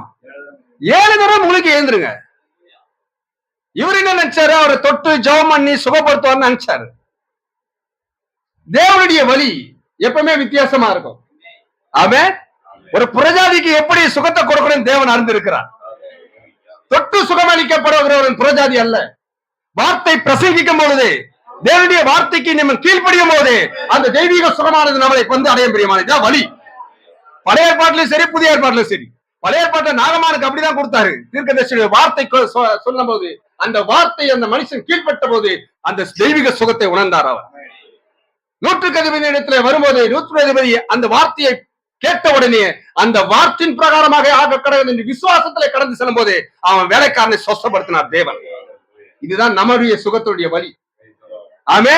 ஆனா பேதனுடைய மாமி வீட்டுக்கு போகும்போது கரங்களை வெச்ச போதுதான் சுகம் கிடைச்சதுங்களா இல்லையா? ஆமே. அது அவர்களுக்கான வழி. யூதர்களுக்கு அப்படிதான் சுகம். நமக்கு தேவனுடைய வார்த்தையை விசுவாசிப்பதன் மூலமாகவே அல்லேலூயா அந்த சுகத்தை நீங்கள் உணர முடியும். ஆமென். நீங்க செய்தி புத்தகத்தை வாசிட்டு இருப்பீங்க. வாசிட்டு இருக்கும் போது அந்த சுகம் உங்களை வந்து அடையும் என்பதை விசுவாசத்தோடு வாசித்தீங்கன்னா அந்த வார்த்தையினுடைய வல்லமை உங்களிடத்துல செயல்பட முடியாமா? சுகம் அங்கதான் இருக்குது, எந்த மனிதனிடத்திலும் அல்ல. தீர்க்கதரிசி அதான் சொல்றாரு. அதனாலதான் மகிமை அவர் எடுத்துக்கல. உங்க விசுவாசம் தான் உங்களை ரட்சித்ததுன்னு ஆண்டவரே சொல்றாரு, தீர்க்கதரிசி சொல்றாரு. அல்லேலூயா. கேக்குறீங்களா பிரியமல்ல? தேவனுடைய தீர்க்கதரிசி சொன்ன வார்த்தையை கேட்டுட்டு அவர் நதிக்கு போறாரு. கோபத்துலதான் போறாரு. அவரு போகும்போது வானா இந்த மனுஷன் என்ன உள்ள கூட கூப்பிடல, ஒரு ஜெபமான்ல அப்படியே அனுப்புறாரு. அப்ப கூட இருக்கிற இது மாதிரி ஊழியன் தேவை, கூட இருக்கிற சொல்றாரு. அவர் வேற எதனா செய்ய சொல்லியிருந்தா செஞ்சிருப்பீங்கல்ல. அவர் என்ன சொன்னார்? போய் குளிக்க தானே சொன்னார். 7 முறை போய் மூழ்குன்னு சொன்னார். வேற எதுவுமே சொல்லலையே. செஞ்சுட்டு வந்தா என்ன? அதை கீழ்ப்படுகிறாரு, போறாரு. அல்லேலூயா. முதல் முறை மூழ்கிறாரு, எந்த மாற்றமும் இல்லை. கேக்குறீங்களா பிரியமன்ல? ஆனா அந்த ப்ராசஸ் நடக்க ஆரம்பிச்சிருச்சு. முதல் சபை கால தூதனுக்கு நீ எழுதுகிறாவது ஆவிக்குரிய குஷ்டரோகம் பிடிச்சிருக்கிற கிறிஸ்தவர்களுக்கு. கேக்குறீங்களா பிரியமன்ல? முதல் சபை காலத்துல அபிஷேகம் பண்ணப்பட்ட அந்த அந்த மேல்வீட்டார் அனுபவத்துக்கு அப்புறமே சபையானது 325க்கு அப்புறம் வேற விதத்துல மாறி போச்சு. அல்லேலூயா. ஆவிக்குரிய குஷ்டரோகம் முழுமையா நிரம்பி இருப்பதனால இந்த வஞ்சனைக்காரன் வஞ்சனத்தை எப்படி ஏறும் தோட்டத்துல நுழைத்தானோ அப்படியாக சபைக்குள்ளாக நுழைத்து விட்டான் என்பதை அறிந்தவராய் அல்லேலூயா இந்த ஆவிக்குரிய குஷ்டரோகம் நீங்க வேண்டும் என்பதற்காக தேவன் ஒவ்வொரு காலத்திலும் ஒரு தூதனை எழுப்புகிறார். ஆமென். முதல் சபை கால தூதனுக்கு எழுது. கேக்குறீங்களா பிரியர்களே? எழுதுகிறதாவது அந்த சபை தூதன் எப்படி இருந்தாரோ அந்த சபைக்கால மக்களுக்கு ஆவிக்குரிய குஷ்டரோகத்தில் எப்படி விடுதலை ஆக வேண்டும் என்பதுதான் நாகமானுடைய காரியம். தீர்க்கதரிசியுடைய வார்த்தையின் பிரகாரமாகவே அவர்கள் மூழ்கி எழுந்தார்கள். எழுந்தார்களா? 2ஆம் சபை கால தூதன், 3ஆம் சபை காலம், 4ஆம் சபை காலம், 5ஆம் சபை காலம், 6ஆம் சபை காலம். நெஞ்சிட பிரியமானவர்கள 7ஆம் சபை காலம் அவன் 7வது முறை மூழ்கி எழுந்த போது அவன் சரீரம் சிறு பிள்ளையினுடைய மேனியை போல மாறினது. சரீர மாற்றம் எந்த காலத்திலும் கிடையாது. சரீர மாற்றம் இந்த காலத்துல தான் தேவன் வச்சிருக்கிறார். அல்லேலூயா.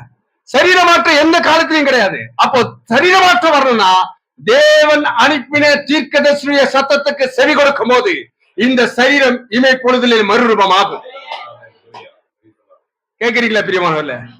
இமை பொழுதிலே மறுரூபமாகும். தேவனுடைய வருகை சாதாரணமானது கிடையாது. அல்லேலூயா. சாதாரணமாக ஏசப்பா ஒருவர் தூக்கிட்டு போயிடுவார். இல்ல இல்ல, அதுக்கு முன்பாக தேவன் தம்முடைய வார்த்தையின் பிரகாரமாக நிரூபிக்கப்பட்ட ஒரு தீர்க்கதரிசியை பூமியில அனுப்பினார். அல்லேலூயா. அந்த தீர்க்கதரிசி தன்னை கிறிஸ்துவாக உயர்த்தி கொள்ளவில்லை. ஆமென். அந்த தீர்க்கதரிசி தன்னை தேவனை காட்டிலே மேலானவராக உயர்த்தி கொள்ளவில்லை. எவ்விதத்திலும் தன்னை தாழ்த்தினார். அல்லேலூயா. முத்திரைகளை கடைசியிலே வரும்போது அவர் சொல்லுகிறார், என்னை மறந்து விடுங்கள், நான் கிருபையினாலே ரட்சிக்கப்பட்ட பாவி, என்னை மறந்து விடுங்க என்றார் அவர். அல்லேலூயா. அவ்வளவாய் தாழ்மையான ஒரு தீர்க்கதரிசி. கேக்குறீங்களா பிரியமல்ல? இந்த செய்திக்கு வரும்போது எப்ப பார்த்தாலும் தீர்க்கதரிசி தீர்க்கதரிசி தீர்க்கதரிசி சொல்றீங்களே சொல்லிட்டு 6 மாசத்துல இந்த செய்தியை விட்டு சபையை விட்டு போற நிலையில இருந்த ஒரு மனுஷனா. சபையை விட்டு இந்த செய்தியை விட்டு வெளியே போகணும்னு நினைச்சிருந்த மனுஷனா. எப்ப பார்த்தாலும் தீர்க்கதரிசி தீர்க்கதரிசி சொல்றீங்களே, எப்ப பார்த்தாலும் வில்லியம் மரியம் பிரணாம் சொல்லுகிறேன், அவர் மூலமா அந்த வேத வசனத்தை சொல்லவே மாட்டீங்களே. புரியாத ஒருவனாய் 6 மாதம் பயணிச்சதே செய்தியில. ஆமென். ஏன் அந்த 6 மாதம் பயணிக்க வச்சாரும் கூட தெரியல. தேவன் அந்த அந்த அந்த இந்த வித்தை காத்து கொண்டார். இல்லைன்னா இந்த கால வேளையில உங்களுக்கு முன்னாடி நிக்க முடியாது என்னால. ஆமென். ஒரு நியூ இயருக்கு அப்புறம் நான் என் ஃபேமிலியோட வெளியே வரணும்னு நினைச்சேன். ஏன்னா கிட்டத்தட்ட நிறைய சாவணம் இறங்கி ஏறினேன். நான் சிறு பிள்ளைகளா இருக்கும் போது தூக்கிட்டு ஒவ்வொரு சாவணமா ஏறி ஏறி இறங்கினேன். முன்னாடியே சொல்லியிருக்கேன் நான் உங்களுக்கு. அல்லேலூயா. ஆனா செய்தி சபையில வரும்போது ஏதோ ஒண்ணு என்ன நிக்க வச்சுட்டாங்க. 6 மாதமா கழிச்சு நம்ம போன முடிவு பண்ண நியூ இயர் சர்வீஸ் வந்தது. ஒரு பிரீச்சர் வந்தாரு. அல்லேலூயா. எளிமையான ஒரு ஒரு ஒரு ஊழியக்காரர் வந்தாரு. அந்த ஊழியக்காரர் மூலமாக தேவனுடைய செய்தி வருது தானியேல் புஸ்தகத்திலிருந்து. அல்லேலூயா.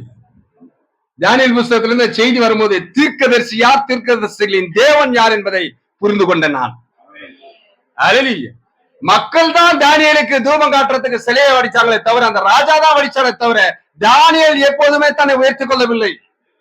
ஆமென். கேக்குறீங்களா பிரியமானவர்களே? தானியேல் எப்போதுமே தன்னை உயர்த்திக் கொள்ளவில்லை. தானியேலோடு இருந்தா கூட தானியேலை உயர்த்த வேண்டும் என்ற எண்ணம் எபிரேய புருஷருக்கும் கிடையாது. கேக்குறீங்களா? இன்னைக்கு பிரணாமை கிறிஸ்துவாக்கின கூட்டம் நம்முடையவர்கள் அல்ல, அது விட்டுருங்க அவங்கள. அதை பார்த்து நாம் இடர வேண்டிய அவசியம் இல்லை. சோசியல் மீடியாக்கள்ல இவரை கள்ளத்திற்கு என்றும் இவரை பிரணாம் கிறிஸ்து என்று சொல்லுகிற அந்த வீடியோக்களினாலே நம்முடைய ஆவிக்குரிய வாழ்க்கை, இந்த கடைசி கால செய்தியில போற வாழ்க்கை ஒரு போதும் இடரடைய போவதில்லை. ஏன்? நாம் எங்கிருந்து வந்தோம் என்பதை நாம் அறிந்திருக்கிறோம். நமக்கு யார் தேவன் என்பதை அறிந்திருக்கிறோம். இக்காலத்துடைய தீர்க்கதரிசி வில்லியம் மரியம் பிரணாம் என்கிற அந்த மகிமை, அந்த எளிமையான மகத்தான ஒரு ஊழியக்காரர் யார் என்பதை அறிந்திருக்கிறோம். ஒருவேளை ஒருத்தராவது அறியாமல் இருந்திருக்கிறாரா, சரியாக நீங்கள் புரிந்து கொள்வீர்கள் என்பதை நான் பேசுவேன்.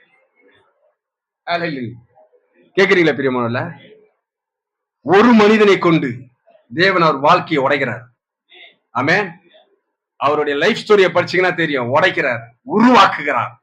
எதெல்லாம் இழக்க வேண்டுமோ எல்லாவற்றையும் இழக்கிறார். இந்த மனுஷனுடைய வாழ்க்கையை புடமிட்ட பிறகு இந்த மகத்தான இந்த ஊழியத்துக்காக அவரை கொண்டு வருகிறார் வெளியே. ஒவ்வொரு காலகட்டத்திலும் அவர் ஊழியம் வேறுபடுகிறத நம்ம பார்க்க முடியும். கேக்குறீங்களா பிரியமானவர்களே? நீங்களும் நானும் அந்த மகத்தான சரீரத்திலிடையே இணைப்பாய் மறுரூபப்பட வேண்டும் என்பதற்காக ஒரு மனிதனை அழைத்து அந்த ஒரு மனிதனை பிரிக்கிறார் தேவன், செதுக்குகிறார் தேவன். அப்ப நீங்களும் நானும் செதுக்கப்பட வேண்டுமா வேண்டாவா? சொல்லுங்க பிரியமானவர்களே, நீங்களும் நானும் செதுக்கப்பட வேண்டுமா வேண்டாவா? அல்லேலூயா. தேவன் சொல்றாரு, ஏசப்பா சொன்னதான் நாங்க கேட்போம் அப்படின்னு நீங்க சொன்னீங்கன்னா, ஆண்டவரே சொல்லிட்டாரு. என்ன சொல்லிட்டாரு? அப்போஸ்தலர்கள், தீர்க்கதரிசிகள் இவர்களுடைய உபதேசத்துலதான் இந்த சரீரமாகிய ஆலயம் கட்டப்படும் என்று. ஆமென். சபை சீர்பொருந்துவதும் அப்படிதான். கேக்குறீங்களா? இந்த வீடு தேவனுடைய ராஜ்யமா கட்டப்படணும்னா நீங்கள் தீர்க்கதரிசியுடைய சத்தத்தை கேளாமல் போனால் நீங்க ஒருபோதும் அந்த சரீரத்தோடு இணைய முடியாது பிரியமானவர்கள். ஆமென். ஏன் அப்போ நம்ம அவரோட பேரை நம்ம உச்சரிக்கணும்? அவர் ஏன் நம்ம சொல்லணும் தீர்க்கதரிசின்னு? அப்படின்னா பவுல் சொன்னதையும் சொல்ல வேண்டாம். நாம் எங்கேயுமே நான் கர்த்தர் அப்படி என்கிற எந்த ஆகமத்திலையும் பேர் போடல. கரெக்டுங்களா? மோசே பேசினார்னா மோசையோட வார்த்தை இல்ல, தேவனுடைய வார்த்தை. ஆமென். எரேமியா பேசினார்னா எரேமியா வார்த்தை இல்ல, தேவனுடைய வார்த்தை. ஆனா நம்ம எப்படி வாசிக்கிறோம்? எரேமியா தீர்க்கதரிசன புத்தகம் தான் வாசிக்கிறோம் இல்லையா? ஏசியானா ஏசியாவோட வார்த்தை இல்ல, அது தேவனுடைய வார்த்தை. ஆனா ஏசியாவின் புத்தகத்தை தான் நம்ம வாசிக்கிறோம். கேக்குறீங்க பிரியமல்ல? அப்படிதான் அப்போஸ்தலனாகிய பவுல், அப்படிதான் இந்த கடைசி கால தீர்க்கதரிசியும். அவர் பேர் எங்க இருக்குது அப்படின்னா யோவான் ஸ்நானகனுக்கு பேர் எங்க இருக்குது? அல்லேலூயா. கேக்குறீங்களா பிரியமல்ல? யோவான் ஸ்நானகனுக்கு பேர் இல்ல. நான் வனாந்தத்துல கூப்பிடுகிற சத்தமா இருக்கிறது மட்டும்தான் இருக்குது. அதை வைத்துக் கொண்டு, அதனாலதான் அன்னைக்கு இருந்த யூதர்களால யோவான் ஸ்நானகனுடைய பிரீச்சிங்க விசுவாசிக்க முடியல. கேட்டார் இல்லையா, எதை பார்க்க போனீர்கள்? அல்லேலூயா. எப்பேற்பட்ட மனிதன் யோவான்? கேக்குறீங்களா பிரியமானவர்களே? அன்னைக்கு இருந்த யூதர்கள் மத்தியில இருந்த அதே ஆவிதான் இன்னைக்கு இருக்கிற உலக கிறிஸ்தவர்கள் மத்தியிலும் இருக்கிறது. ஹல்லேலூயா. தேவனால நிரூபிக்கப்பட்ட ஒரு மனிதன் யோவான் ஸ்நானகன். அல்லேலூயா. நான் செய்திக்குள்ள போறேன். தேவனால நிரூபிக்கப்பட்டவர். எப்பவுமே தேவனுடைய வார்த்தை யாருகிட்ட வருதுங்க? தீர்க்கதரிசி இடத்துல வருது. சரியாக யோர்தான் நதியிலே அந்த தீர்க்கதரிசி இருக்கும்போது இந்த தீர்க்கதரிசியின் தேவனாக வார்த்தை, ஆதியிலே வார்த்தை, வார்த்தை தேவன் எடுத்த வார்த்தையை தேவனானது. அந்த வார்த்தை இந்த யோவான் ஸ்நானகன் என்கிறதான இந்த தீர்க்கதரிசி கிட்ட நெருங்கி வருது. ஹல்லேலூயா. நெருங்கி வர வர வர இந்த வார்த்தையினுடைய வெளிப்பாடு இந்த தீர்க்கதரிசி பெறுகிறார். ஹல்லேலூயா. இந்த வார்த்தையினுடைய தீர்க்கதரிசி, இந்த வார்த்தையினுடைய, கேக்குறீங்களா பிரியமானவர்களே, இந்த வார்த்தையானவருடைய அந்த வருகையை குறித்துதான அந்த வெளிப்பாடை பெறுகிறார் இந்த தீர்க்கதரிசி. இதோ உலகத்தின் பாவத்தை சுமந்து தீர்க்கிறதான தேவாட்டுக்குட்டி என்ற அந்த வார்த்தையினுடைய பிரதிச்சு அந்த தீர்க்கதரிசி கிட்ட இருந்து வருது. அந்த சத்தத்தை தான் அங்க இருக்கிற மக்கள் கேட்கிறாங்க. கேக்குறீங்களா பிரியமானவர்களே? ஆண்டவர் டைரக்டா பேசல, நான் தான் பேசியான்ட்டு அவரை முன்னுரிக்கக்கூடிய, அவரை முன் அறிவிக்கக்கூடிய ஒரு மனிதனை தேவன் தேர்ந்தெடுத்தார். அந்த மனிதனுக்குள்ளாக இருந்தது எலியாவின் ஆவி. ஆமென். எலியாவின் ஆவி 5 விதமாக பிரயாணிக்கிறது இந்த உலகத்துல. ஒன்று எலியாவுக்குள்ளாக இருந்து, பிறகு எலியாவின் ஆவி எலிசாவுக்குள்ளாக இருந்து, பிறகு எலிசாவுக்குள்ளாக இருந்த அதே எலியாவின் ஆவி யோவான் ஸ்நானகருக்குள்ளாக இருந்து, அதே எலியாவின் ஆவி புறஜாதிக்குன்னு அனுப்பப்பட்ட வில்லியம் மரியம் பிரணாம் என்கிறதான இந்த கடைசி கால தீர்க்கதரிசிக்குள்ளாக அதே எலியாவின் ஆவி பிரயாணிக்குது. அதனாலதான் அவரு லிப்டிக் போறவங்களை பார்த்து சொன்னாரு. என்ன சொன்னாருங்க? குட்டக்கால் சட்டை போட்டிருக்கிறவரை பார்த்து சொன்னாரு. முடிய கத்திரிக்கிறவர்களை பார்த்து சொன்னாரு. என்ன சொன்னாருங்க? எசபேலினுடைய ஆவி சபைக்குள்ளாக நுழைச்சுன்னு அவர் கண் பாக்குது. எலியா தானே அது பார்த்தது, எசபேல் யார் என்பது. எலியாக்கு அப்புறம் ஒரு கண் பாக்குது. அதே அந்த கண் கழுகின் கண்ணா இருந்தது. ஆமென். தீர்க்கதரிசிகளின் கண் இதற்கு பின்பாக நடப்பதையும் நிகழ்காலத்தில் நடப்பதையும் இதற்கு பின்பா இதுக்கு முன்னாடி நடந்த எல்லா காரியத்தையும் பார்க்கும் தீர்க்கதரிசியோட கண். ஆமென். கேக்குறீங்களா பிரியவன்ல? அதே ஆவிதான், எலியாவின் ஆவிதான் இந்த கடைசி கால தீர்க்கதரிசிக்குள்ளாக இருக்கிறது. இதுக்கு பிறகு யூதர்கள் தான் போதும் வராங்களா 11ஆம் அதிகாரத்துல. ஆமென். ஒரே ஆவி பயணிக்குது. அதனால்தான் இந்த உலகத்தை பார்த்து அவர் கேள்வி கேட்கிறார். கிறிஸ்துவ உலகத்தை பார்த்து கேள்வி கேட்கிறார். அவருக்கு அந்த ரைட்ஸ் இருக்குது. ஏன்? அது அவர் கிடையாது, அவருக்குள்ளாக இருந்து. அல்லேலூயா. தேவன் நியமித்ததான அந்த எலியாவின் ஆவி யாருக்குமே பயப்படல பிரியமானவர்களே. அல்லேலூயா. அவர் சொன்ன வார்த்தை தேவன் அங்கீகரித்தார். அல்லேலூயா. இந்த காரியம் நடந்தேறும்னா அது நடந்தேறி தீர்ந்தது. கேக்குறீங்களா? சாபன இந்த கண்கள் குருடாக்கப்பட்டிருக்கிறதுனால அவர்களால் இதை விளங்கிக் கொள்ள முடியவில்லை. ஆமென். இந்த பொல்லாத உலகத்துல எலியாவின் நாட்கள்னு ஒரு 10 வருஷம் முன்னாடி நீங்க பார்ப்பீங்க. எலியாவின் எழுப்புதல், எலியாவின் நாட்கள் அப்படின்னு பேரின்ப பெருவிழால நிறைய பேர் போட்டாங்க. ஆனா அர்த்தமே புரியல அவங்களுக்கு. எப்படி எலியாவின் நாட்கள் வரும் என்ற எண்ணமே புரியல. ஆனா எலியாவின் நாட்கள் வரும் என்கிற காரியத்தை மட்டும் பிடிச்சிட்டாங்க. ஆனா எலியாவின் நாட்கள் வந்தது என்பதை அவர்கள் அறியாமல் போனார்கள். தேவனுடைய கிருபை உங்களை என்னை அதே ஸ்தாபனத்திலிருந்து வெளியே கொண்டு வந்தது. அல்லேலூயா. தேவனுடைய கிருபை அதே ஸ்தாபனத்திலிருந்து நம்மளை வெளியே கொண்டு வந்தது, அதே எலியாவின் ஆவியோடு. ஆமென். தேவனுடைய வருகைக்கு ஆயத்தமாகிற இக்காலத்துடைய செய்தியின் வெளிச்சத்திலே நம்ம நடக்க முடியாது. எவ்வளவு கிருபை பிரியமானவர் நம்ம பெற்றது. இந்த யோதா நதியிலே வார்த்தையும் வார்த்தையினுடைய தீர்க்கதரிசியும் கண்களும் இரண்டும் ஒன்றே ஒன்று சந்திக்கும் போது ஆமென் எப்படி இருந்திருக்கும் பாருங்க அந்த அனுபவம். தீர்க்கதரிசிகளின் தேவன் அதே கண்தான் நம்முடைய காலத்திலும் சந்திச்சது. அல்லேலூயா. அதே கண்தான் நம்முடைய நாட்களையும் சந்திச்சது. உணராமல் போக முடியாது. அதே கண்கள் தான் இன்னைக்கு பார்த்துட்டு இருக்குது. நம்ம இந்த கண்கள் பார்க்கிறதுன்ற உணர்வு நமக்கு மறந்து போச்சு. தேவனுடைய கிருபையின் கண்கள் பார்த்துக்கிட்டே இருக்குது. நம்ம எங்க இருக்கிறோமோ அங்க பார்த்துக்கிட்டே இருக்குது. நான் வேலைக்கிழமை எடுத்து ஆபிரகாமை அழைக்கும் போதே ஆபிரகாமை அழைச்ச தேவன். அல்லேலூயா. அழைச்சதுன்னு விட்டுல. கேக்குறீங்களா பிரியமானவர்களே? அவர் எங்க போனாரோ அங்கெல்லாம் பார்த்துட்டு இருக்கிறாரு. அவர் இருக்க வச்ச இடத்தை விட்டுட்டு அவரு எகிப்துக்கு போனா கூட எகிப்துல அவங்க மனைவி கிட்ட சொல்றாரு, நீ என் சகோதரி சொல்லுன்னு சொல்றாரு. இதெல்லாம் கூட பார்த்துட்டு இருக்கிறாரு. சொல்றாரு, பார்த்துட்டு இருக்கிறாருங்களா? அல்லேலூயா. அவன் மனைவியை ஒருத்தர் தூக்கிட்டு போறதையும் பாக்குறாரு. பார்த்தது மாத்திரமல்ல, இவர் யார் என்பதை அந்த மனுஷனுக்கு வெளிப்படுத்தி காண்பிக்கிறார். நான் அழைத்த மனிதன் யார்? அவன் தேவனுடைய ஒரு தீர்க்கதரிசி. மனைவியை விட்டுன்றாரு. அல்லேலூயா. அப்புறம் ஆபிரகாமை பார்க்கிறாரா இல்லைங்களா? ஆபிரகாமின் சந்ததியாகிய உங்களை என்னையும் பார்க்க மாட்டாரா இல்லையா? பாப்பாரா இல்லையா? நம்ம எங்க இருந்தாலும் தேவன் பார்க்கறது இல்லை. நம்மள அப்படி நினைக்கிறதா தேவனுக்கு உகந்த ஜீவித்தை ஜீவிக்க முடியல நம்மளால. இந்த பயம் இல்லாம போகுது. கேக்குறீங்களா பிரியமானவர்களே? ஆனால் தேவன் சொல்றாரு, நான் பாக்குறேன். உங்களுக்கு சத்தம் கேக்குதான்னு தெரியல, எனக்கு கேக்குது சத்தம். நான் பார்த்துட்டே இருக்கிறேன் உன்னை. நீ அலுவலகத்துல இருந்தாலும் சரி, நீ சூப்பர் மார்க்கெட்ல இருந்தாலும் சரி, நீ வீதியில இருந்தாலும் சரி, நீ வீட்டுல இருந்தாலும் சரி, யாருமே இல்லாத சூழல் இருந்தாலும் நான் உன்னை பார்த்துக்கிட்டே இருக்கிறேன். அது மாத்திரமல்ல, உன் சிந்தையெல்லாம் அறிஞ்சுக்கிட்டே இருக்கிறேன். ஒரு சிந்தைய அறிந்ததை வகையறுக்கக்கூடிய ஒரே தேவன் அவர் மட்டும்தான். அந்த தேவன் தான் நம்ம கடைசி நாட்கள்ல தீர்க்கதரிசிக்குள்ளாக இருந்து இருதயத்தை வகையறுத்தார். அது தீர்க்கதரிசி இல்ல, தீர்க்கதரிசிகளின் தேவன் கர்த்தராகிய இயேசு கிறிஸ்து. இந்த செய்திக்கு அந்த வல்லமை இருக்குது. நீங்க 5 நிமிஷம் ஒரு மனுஷன் கிட்ட பேசுனீங்கன்னா நீங்க புரிஞ்சுப்பீங்க அந்த மனுஷன் யாருன்னு. அந்த வல்லமை உங்களுக்குள்ள இருக்கு பிரியமானவர்களே. ஹல்லேலூயா. அந்த தேவன் மாறாதவர். கேக்குறீங்களா? ஒரு செய்தியை நான் வாசிக்கிறேன் பாருங்க. மேசியா என்ற செய்தியில பேஜ் நம்பர் 12 பேரா 17 இருந்து நான் வாசிக்கிறேன்.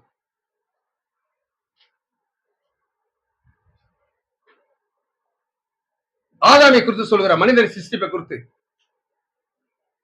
அவன் தேவனுடைய சாயலின்படியும். இப்ப வாசிக்கலாமா? தீர்க்கதரிசி யாருன்னு புரியுதுங்களா? இப்ப இந்த இந்த தீர்க்கதரிசி மூலமாக வந்த வார்த்தைக்கு கீழ்ப்படியும் போது நம்முடைய ஆவிக்குரிய குஷ்டரோகமும் நம்மை விட்டு நீங்கும். முற்றிலுமாக கீழ்ப்படிதல், முற்றிலுமாக கீழ்ப்படிதல். ஒரு செய்தியை கேட்ட அவங்க சொல்றாரு, சரண்டர். அல்லேலூயா. முற்றிலுமாக நம்மை அர்ப்பணித்துக் கொள்ளுதல். அல்லேலூயா. நம்ம சிந்தையை முற்றிலுமாக அர்ப்பணிப்பது, நம்முடைய பேச்சை முற்றிலுமாக அர்ப்பணிப்பது, நம்முடைய ஜீவத்தை முற்றிலுமாக அர்ப்பணிப்பது. அல்லேலூயா. அதை கேட்கும் போதே ஒரு மாதிரி இருக்குது நமக்கு. அந்த சத்தத்தை கேட்கும் போதே இது அந்த மனுஷனுடைய சத்தம் அல்ல, இது தேவனுடைய சத்தம். இந்த கடைசி நாட்கள் இருந்து அனுப்பப்பட்டதான சத்தம் அது. கேக்குறீங்களா பிரியமானவர்களே? இந்த சத்தத்துக்கு செவி கொடுத்தால் மட்டுமே நம்ம பிழைச்சு போறோம். அல்லேலூயா. அவன் தேவனுடைய அதே சத்தம் தான் இது. இந்த மனுஷனை விட்டுருங்க, இந்த சத்தத்துக்கு செவி கொடுங்க. ஆமென். அவன் தேவனுடைய சாயலின்படியும் ரூபத்தின்படியும் உண்டாக்கப்பட்டிருக்கிறான். நம்மளை குறித்து பேசுகிறதான காரியம் அது. அவனை உண்டாக்கின போது தேவன் அவனுக்கு அவருடைய ஆவின் சிலவற்றையும் அவருடைய ஜீவனின் பாகத்தையும் அளித்தார். உண்டாக்கும் போதே அவருடைய ஆவின் சிலவற்றையும் ஜீவனுடைய பாகத்தையும் அளித்தார். பெற்றிருக்கிறோமா? ஆகவே அவன் தேவனுடைய ரூபத்தின்படியும் சாயலின்படியும் இருக்கிறான். ஆதலால் இங்கே இந்த மனிதன் தன்னுடைய இயற்கையான நிலையில் நாம் இப்போது இருக்கின்ற விதமாகவே நீங்கள் பார்க்கலாம். அவன் மனிதனுடைய மிக உயரிய நிலையில் இருக்கிறான். நான் ஏற்கனவே அந்த சபைக்குரிய அதிகாரத்தை குறித்து பார்க்கும்போது பார்த்தோம் எப்படி இருக்கிறோம் என்று அவர்கள் கூற முயற்சிக்கிற விதமாக. ஏனென்றால் மனிதன் தன்னுடைய விழுந்து போன நிலையில் கூட, அவன் விழுந்து போன நிலையிலும் கூட அவன் தேவனுடைய குமாரன் என்ற நிலையில் தான் இருக்கிறான். நம்ம வீழ்ச்சியில இருந்தோம், ஆனால் நாம் தேவனுடைய குமாரன். நாம் ஸ்தாபனத்தில இருந்தோம், நாம் தேவனுடைய குமாரன். நாம் பாவத்தில இருந்தோம், நாம் தேவனுடைய குமாரன். நாம் அக்கிரமம் செய்து கொண்டிருந்தோம், நாம் தேவனுடைய குமாரன். ஆமென். கேக்குறீங்களா பிரியமானவர்களே? அதனால் அவனால் மிருகங்களை விட சற்று சிறந்த நிலைக்கு தன்னை நிலைப்படுத்திக் கொள்ள ஏதுவாகிறது. அவன் தேவனுடைய சாயலாக ரூபத்தின்படியும் உண்டாக்கப்பட்டிருக்கிறான். அவனுக்குள்ளாக ஒளியாக இருக்கிறது அந்த ஜீவன். அந்த ஒளி உங்களுக்குள்ளதான் இருக்குது இன்னைக்கு. உதாரணமாக ஒரு மனிதன் ரட்சிக்கப்படும் போது எத்தனை பேர் ரட்சிக்கப்பட்டிருக்கிறோம்? நாம் எல்லாரும் ரட்சிக்கப்பட்டவர்கள். அல்லேலூயா. கேக்குறீங்க பிரியமானவர்களே? ஒரு மனிதன் ரட்சிக்கப்படும் போது அவனுக்குள்ளாக வருகிற அந்த சிறு ஒளியானது, நமக்குள்ளாக அந்த சிறு ஒளி வருது ரட்சிக்கப்படும் போது. ஆமே. அந்த சிறு ஒளியானது என் சட்டையில் இருக்கிற இந்த சிறு பொத்தானை போல் இருக்கிறது. இந்த பட்டன் சைஸ்ல தான் அந்த ஒளி வருது நமக்குள்ளாக. எப்படி மேசியாவை வெளிப்படுத்த வேண்டும் என்பதற்காக தான் பேசிட்டு இருக்கோம். ஆமே. தேவன் வேற எங்குமே அல்ல, தேவன் நமக்குள்ளாக வாசமா இருக்கிறார். நாம் ரட்சிக்கப்படும் போது ஏதோ ஒரு உணர்வை கொண்டவர்களா நாம் இருக்க வேண்டும். அல்லேலூயா. கேக்குறீங்களா பிரியமானவர்களே? என்ன நடந்தது என்பதை தான் இந்த தீர்க்கதரிசி சொல்றாரு. ஒரு பட்டன் சைஸ்ல அந்த ஒளியானது நமக்குள்ளாக வருகிறது. ஆமென். அது தேவன். அந்த ஒளி என்னங்க? அந்த ஒளி தேவன் ஒரு மனிதனின் உள் பாகத்துக்குள்ளாக வருவதாகும். மனிதனின் உள் பாகம் அல்லது ஒரு மனிதன் ஒரு கூடார முறைமையில் உள்ளபடியே உண்டாக்கப்பட்டிருக்கிறான். உட்பிரகாரம், அடுத்ததாக பரிசுத்த ஸ்தலம், அதன் பிறகு மகா பரிசுத்த ஸ்தலம். நம்ம ஆத்மா, ஆவி, சரீரம் பார்க்கிறோம் இல்லையா நம்ம சரீரத்துல, அதே மாதிரிதான் உண்டாக்கப்பட்டிருக்கிறான். அந்த திரைக்கு உட்புறத்திலே செக்கிமா மகிமை இருக்கிறது. நம்மளை குறிச்சு தான் சொல்லிட்டு இருக்கிறாரு.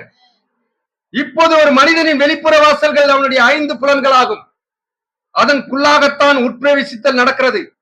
மனிதனின் உள்ளே அவனுடைய ஆத்மா இருக்கிறது. இந்த ஆத்மாவை தான் ரத்த சிந்து மீட்டார் அவர். அல்லேலூயா. கேக்குறீங்களா? அந்த ஆத்மா அவனுடைய இருதயத்துக்குள் இருக்கிறது. அல்லேலூயா. அந்த ஆத்மா அவனுடைய இருதயத்துக்குள் இருக்கிற ஆவியின் தன்மைதான் ஆத்மா. ஆவியின் தன்மை ஆத்மா. நாம் உலக தோற்றத்துக்கு முன்பாக முன்குறிக்கப்பட்ட போது தேவனுடைய ஜீவனை பெற்ற மக்கள் நாம். உலகத்திலே பாவத்தில் வீழ்ந்த போது அந்த ஆத்மா மீட்கப்படாத நிலைக்கு போனது. ஆனால் அவருடைய ரத்தம் சிந்தப்பட்ட அந்த ரத்தத்தை ஏற்றுக்கொள்ளும் போது, அந்த ரட்சிப்புக்குள்ளாக வரும்போது, கேட்கிறீங்க பெரியவங்கள, அந்த ஆத்மா மீட்கப்படுகிறது. ஆமென். கேக்குறீங்களா? நாம் ரட்சிக்கப்படும் போது ஒரு பட்டன் சைஸ்ல அந்த ஒளியானது நமக்குள்ளாக வருகிறது. அது தேவன் என்று சொல்லுகிறோம். கேக்குறீங்களா? அவனுடைய இருதயத்துக்கு இருக்கிற அந்த ஆவியின் தன்மைதான் ஆத்மா. அது அவனுடைய ஆத்மாவை பிறப்பிக்கிறது. அது அவனை சுற்றிலும் இருக்கிற சூழ்நிலையை உண்டாக்குகிறது. அவனுக்கு உட்பிரவேசிக்கிற வாசல்கள் 5 இருக்கிறது. அதன் பிறகு உட்பிரவேசத்தில் ஒரே ஒரு வாசலை மாத்திரம் அவன் கொண்டிருக்கிறான். செக்கினா மகிமைக்குள்ளாக செல்வதற்கு இருக்கிற ஒரே வாசல், அதன் வழியாக தேவன் அவனுக்குள்ளாக பிரவேசித்து, அல்லேலூயா, அந்த கட்டுப்பாட்டு அறைக்குள்ளாக அவனை முழு கட்டுக்குள் கொண்டு வரும்படிக்கு ஏதுவாக அது இருக்கிறது. விசுவாசம் என்கிற அந்த ஒரே கட்டுக்குள்ளாக. ஆமே. கேக்குறீங்களா பிரியமானவர்களே? அதற்கு நீங்கள் திறந்து கொடுக்கும் போது முழுமையாய் அவர் தன்னுடைய கட்டுப்பாட்டுக்குள்ளாக ஒரு மனிதனை கொண்டு வருகிறார். அதற்கான வழி ஏது என்னவென்றால் சுய மன விருப்ப உறுதின்னு சொல்றார் தீர்க்கதரிசி. நீங்கள் விருப்பம் கொள்ளுகிறீர்களோ அல்லது இல்லையோ, செய்தியை நீங்க ஏற்றுக்கொள்ளுகிறீர்களோ இல்லையோ, கிறிஸ்து இயேசுவை சொந்த ரட்சகராக நீங்கள் ஏற்றுக்கொள்ளுகிறீர்களோ இல்லையோ, கேக்குறீங்களா பிரியமானவர்களே? அது உங்களை பொறுத்துள்ள ஒன்றாகும்.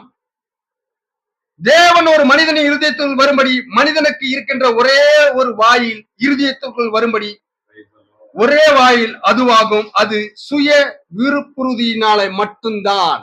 நீங்கள் விரும்பினால், நான் விரும்பினால் மட்டுமே இந்த சர்வ வல்லமையுள்ள தேவன் நமக்குள்ளாக வந்து வாசமாயிருப்பார். ஆமென். அவருடைய ஆவியை வைத்து அந்த ஆவியின் தன்மையாகிய தேவன் நமக்குள்ளாக இருந்து வெளிப்படுவார். கேக்குறீங்களா பிரியமானவர்களே? அந்த ஆத்துமா தேவனாக மாறும். நீங்க குட்டி மேசியாவாக மாற முடியும். நீங்க குட்டி தேவனாக இருக்க முடியும். ஆதாம் எதை இழந்தாரோ அதை திரும்ப கொடுக்கும்படியாக அந்த செய்தி வந்தது. அதுக்குதான் இந்த காரியத்தை பேசிட்டு இருக்கிறார் தீர்க்கதரிசி. அல்லேலூயா. கேக்குறீங்களா பிரியமானவர்களே? அது எப்படி ஆதாமுக்கு ஏவாளுக்கும் தாங்கள் விரும்புகின்ற எதை வேண்டுமானாலும் தெரிந்து கொள்வதற்கான உரிமை அளிக்கப்பட்டிருந்ததோ, அதே போலதான் மனிதனுக்கும் வைக்கப்பட்டிருக்கிறது.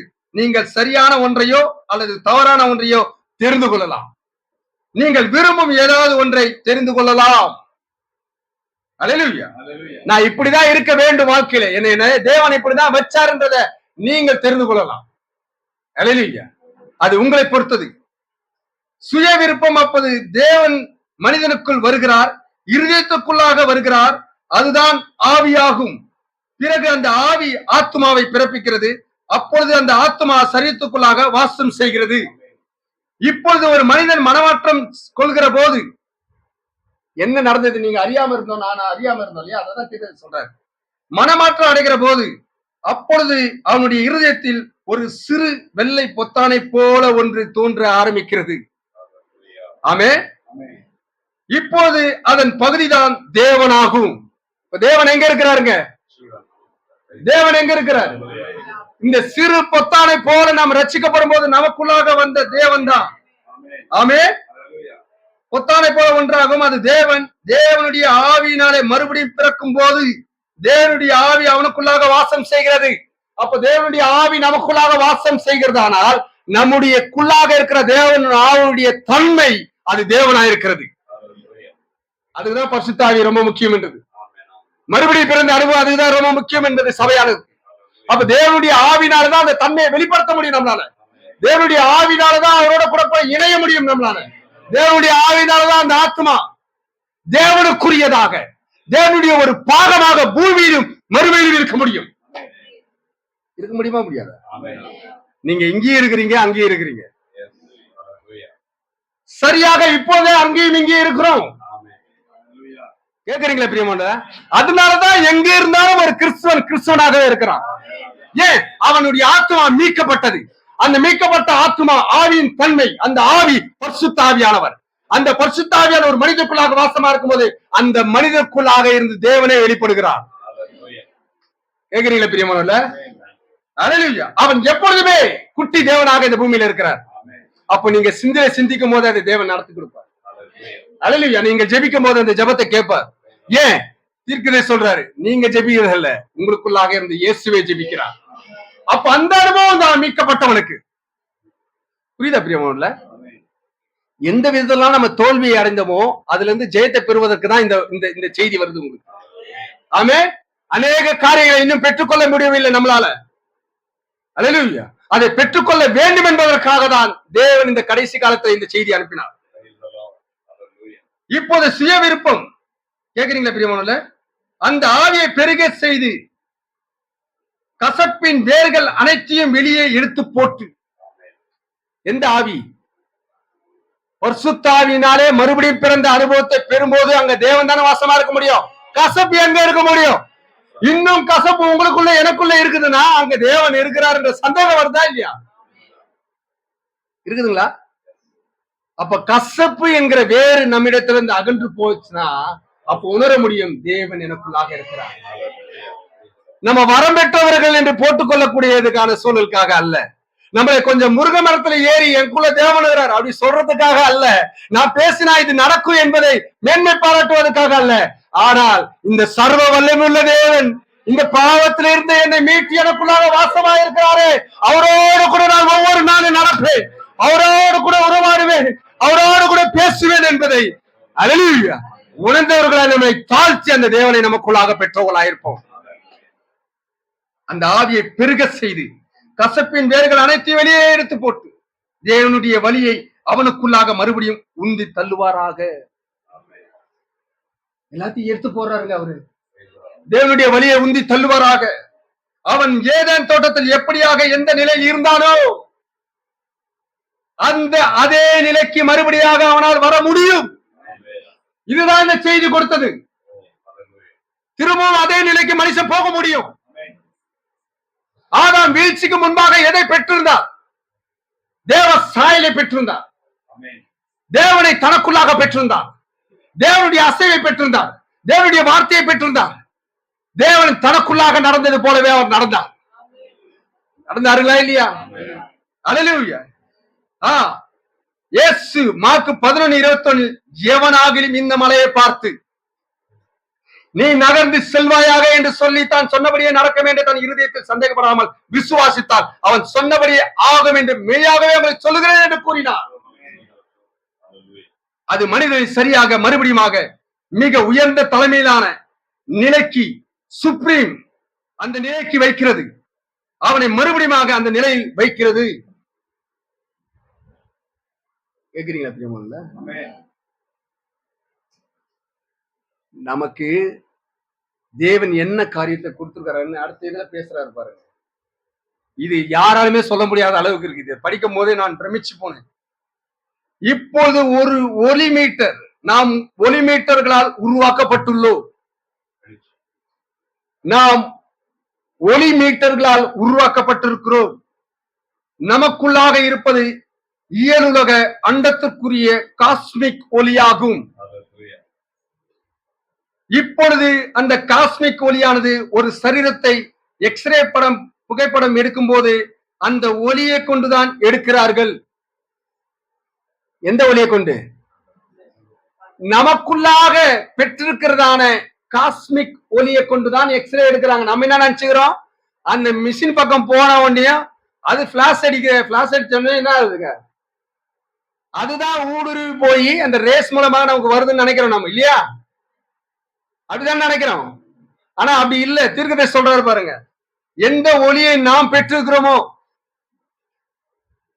அந்த ஒளியை கொண்டுதான் எடுக்கிறார்கள். அந்த எக்ஸ்ரே ஆனது எக்ஸ்ரே ஒளியை கொண்டு எடுக்கப்படுவதில்லை, அது உங்கள் சொந்த ஒளியை கொண்டுதான் எடுக்கப்படுகிறது. எத்தனை பேர் எக்ஸ்ரே எடுத்துருக்கிறோம்? அந்த எக்ஸ்ரே எல்லாம் நம்மளுடைய ஒளியிலிருந்து எடுத்ததுதான். தேவன் நமக்குள்ளாக வைத்த ஒளியிலிருந்து எடுத்தது. ஆகவே அந்த காஸ்மிக் ஒளியானது தெளிவாக கூறுவோமானால், அந்த காஸ்மிக் ஒளியை இன்னும் சற்று தள்ளி பார்ப்போமானால் அங்கே நிச்சய ஒளிதான். என்ன சொல்றாருன்னா, அந்த காஸ்மிக் ஒளியை சற்று தள்ளி பார்ப்போமானால் அங்கே நித்திய ஒளிதான் இருக்கும். அல்லேலூயா. ஒளி வச்சா இல்ல ரட்சிக்கப்பட்ட உடனே அந்த ஒளி எங்க இருக்குன்றத சொல்றார். ஆமென். அல்லேலூயா. அந்த நித்திய ஒளிதான் இருக்கும். நம்முடைய சிந்தித்தலை அவர் செய்வதற்கும், நம்முடைய நடையை அவர் செய்வதற்கும், நம்முடைய பேச்சை இயக்குவதற்கும் தேவன் அங்கே மிக உயர்ந்த மேலான நிலையில் வாசம் பண்ணுகிறார். எத்தனை பேர் விசுவாசிக்கிறீங்க? இதை கிரகிச்சிக்கவே முடியல. நீங்க கிரகிச்சுக்க வேணாம், நான் கிரகிச்சுக்க வேணாம். புரிந்து கொள்ளவே முடியல. புரிந்து கொள்ள வேணாம், நான் புரிந்து கொள்ள வேணாம். கேக்குறீங்களா? Only believe. விசுவாசிக்க மட்டும் செய்வோம். All things are possible. Amen. விசுவாசிக்க மட்டும் செய்வோம். தேவனுடைய தீர்க்கதரிசி சொல்றார், நமக்குள்ளாக அந்த ஒளி இருக்கிறது. அது நித்திய ஒளியா இருக்கிறது. ஆமென். அந்த ஒளிதான் என்ன செய்யறாருங்க? அந்த ஒளிதான் அவர் நமக்குள்ளாக இருந்து பேசுவதற்கும் நடப்பதற்கும் நம்மை இயக்குவதற்கும் ஏதுவாக அதை நடத்துகிறார். அதனாலதான் அதை வச்சார் அவர். அல்லேலூயா. கேக்குறீங்க பிரியமானவர்களே? ஆகவே இன்னுமாக அது மனிதன் சொந்தமாக இயக்குதல் அல்ல, அது தேவன் மனிதனுக்குள் இருப்பதாகும். சொந்த வழியை நம்ம நடந்துட்டு இருந்தோம்னா இன்னும் அந்த ஒளியை நம்ம பயன்படுத்தல இன்னும். ஆனா அந்த ஒளி உள்ளதா இருக்குது. அந்த ஒளிதான் தட்டிட்டு இருக்குது. கேக்குறீங்களா? நான் இன்னும் பரிசுத்தாவியே பெறலாண்டவரே அப்படின்னு நினைக்காதீங்க. பரிசுத்தாவியானவர் உங்களுக்குள்ளே வாசமா இருக்கிறார். அவருடைய சத்தத்துக்கு இன்னும் செவி கொடுக்க வரல. ஆமே. நாம் பரலோகத்துக்குரியவர்கள், பரலோக ராஜ்யத்துக்குரியவர்கள். அந்த 10 லட்சத்துல ஒருத்தர் நானும் அல்ல ஒருவன். எப்படி ஒருவனாக? இதை விசுவாசிப்பதனால நானும் அந்த ஒளியை பெற்றிருக்கிறேன். அந்த ஒளியோடு கூட போய் இணைய போகிறேன். அந்த வார்த்தையின் பாகமாக நானும் இருக்கிறேன். அவர் இருக்கிற வண்ணமாகவே நான் அவரை தரிசிப்பதனால் அவர் மகத்தான வெளிச்சமாக இருக்கிறார், நித்திய வெளிச்சமாக இருக்கிறார். அந்த வெளிச்சத்தோடு இணைய போகிற அந்த வெளிச்சத்தின் பாகம்தான் நான் ரட்சிக்கப்படும்போது எனக்குள்ளாக வைக்கிறார். இந்த ஒளியை பெறுவதற்கு தான் உலக தோற்றத்துக்கு முன்பாகவே ஆட்டுக்குட்டியானுடைய ஜீவ புஸ்தகத்திலே தான் சொந்த ரத்தத்தினாலே என் பேரை எழுந்து நான் ஜோசுவா அரைக்கிறேன். உங்க பேரை போட்டுங்க. ஹல்லேலூயா. நான் பாவத்தில் இருந்ததுனால என்னை விடல. நான் பாவத்தினோட கடந்து சென்றதுனால என்னை விடல. அக்கிரமம் செய்து கொண்டிருந்ததுனால என்னை விடல. அவர் முன்குறித்ததுனால அந்த ரத்தத்தினூடாகவே கடந்து வந்தார். அந்த ரத்தத்தினூடாக என்னை நோக்கி பார்த்தார். பாவத்தை பாராத சுத்த கண்ணர் அந்த ரத்தத்தினூடாக நோக்கி பார்த்து என்னை சரியான நேரத்தை தூக்கி எடுத்தார். என்னை மாத்திரமல்ல, உங்க ஒவ்வொருவரையும் தான், நம்ம ஒவ்வொருவரும் தான் பிரியமானவர்ல சொல்றாரு பாருங்க. இப்போது அந்த ஒளியை ஜீவனை கொண்டிருக்கிறேன். ஜீவனானது மனிதனுக்குள் வாசம் பண்ணுகின்ற தேவனுடைய ஒளியாகும். இதை வாசித்திடலாமா? இதை வாசித்தது உங்களுக்கு ஆசீர்வாதமா இருக்கும். ஆமே. அவன் மாத்திரம் ஆவியானவருக்கு இணங்கி தன்னை விட்டு கொடுப்பான் என்றால் மனிதன் என்று கூட அழைப்பதற்கில்லாமல் பாவி போல அவன் ஆனாலும் பிறகு அவன் இன்னும் அதிகமாக தேவனை போல மாறுகிறான். எப்போது? அந்த ஒளி உங்களுக்குள்ளாக இருந்து கொடுக்கிற சத்தத்துக்கு நீங்களும் நானும் செவி கொடுப்போமானால் பாவி என்ற நிலைக்கு போனாலும் திரும்பவும் நம்மளால தேவன் என்ற நிலைக்கு வர முடிகின்றார். தேவனை போல ஆக மாற முடியும் என்று சொல்கிறார். அல்லேலூயா. இங்கே சிறிது காலத்துக்கு முன்னர் ஒரு மனிதன் வியாதியா இருந்த ஒருவனுக்கு ஜெபிக்கும் போது, புரிஞ்சுக்கிட்டீங்களா? உங்களுக்குள்ள எனக்குள்ள அந்த ஒளி இருக்குதுன்ட்டு, அந்த ஜீவனை வச்சிருக்கிறாருன்ட்டு, குட்டி மேசியாவாக அந்த அடையாளம் நம்மளை பின்தொடரும் என்று விசுவாசிக்கிறீங்களா? ஒரு மனுஷனுக்கு நடந்ததை சொல்றாரு பாருங்க. சிறிது காலத்துக்கு முன்னர் ஒரு மனிதன் வியாதியா இருந்த ஒருவனுக்கு ஜெபிக்கும் போது ஜெபித்து கொண்டிருந்த அந்த மனிதனை எக்ஸ்ரே படம் எடுத்தார்களாம். ரீடர் டைஜஸ்ட் பத்திரிகையில் அதை போடுறாங்க, அதை பத்தி எழுதுறாங்க.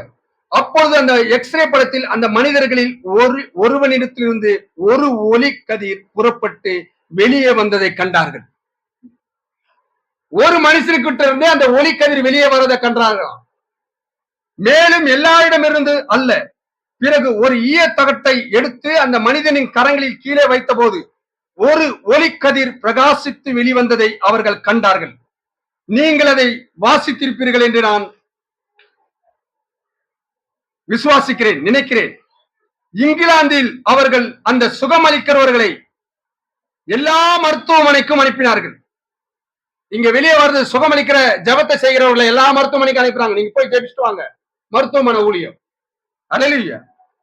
அப்பொழுது மருத்துவர்களால் நடைபெற்ற சுகமளிப்பதை காட்டிலும் 80% தெய்வீக சுகமளித்தலால் சுகம் பெற்றார்கள். ஏன் இதை வாசிக்கிறேன்னா, இன்னைக்கு நமக்கும் சுகம் தேவை. நீங்கள் விசுவாசிக்கும் போது தேவன் தெய்வீக சுகத்தை நமக்குள்ளாக இருந்து அதை விசுவாசிக்கிறவருக்கு அதை ஆகக்கானது என்று சொல்லுவார். ரீடர் டைஜஸ்ட் பத்திரிகை அதை இங்கே கொண்டு வந்து செய்து பார்த்தது. அது நியூஸ் வீக் பத்திரிகையிலும் வந்தது. ரீடர் டைஜஸ்ட் அதை எடுத்து அங்கே சோதித்து பார்த்தது. அந்த பத்திரிகைக்காரங்க எடுக்கிறாங்க, இது மாதிரியான நியூஸ் வருது, இது உண்மையா பொய்யா? எப்படி அவருடைய தலைக்கு மேல இருந்த அந்த அக்னி சம்பத்தை புலனாய்வு துறை அதை எடுத்து அதை நிரூபிச்சது, இது இயற்கைக்கு மேம்பட்டது என்று.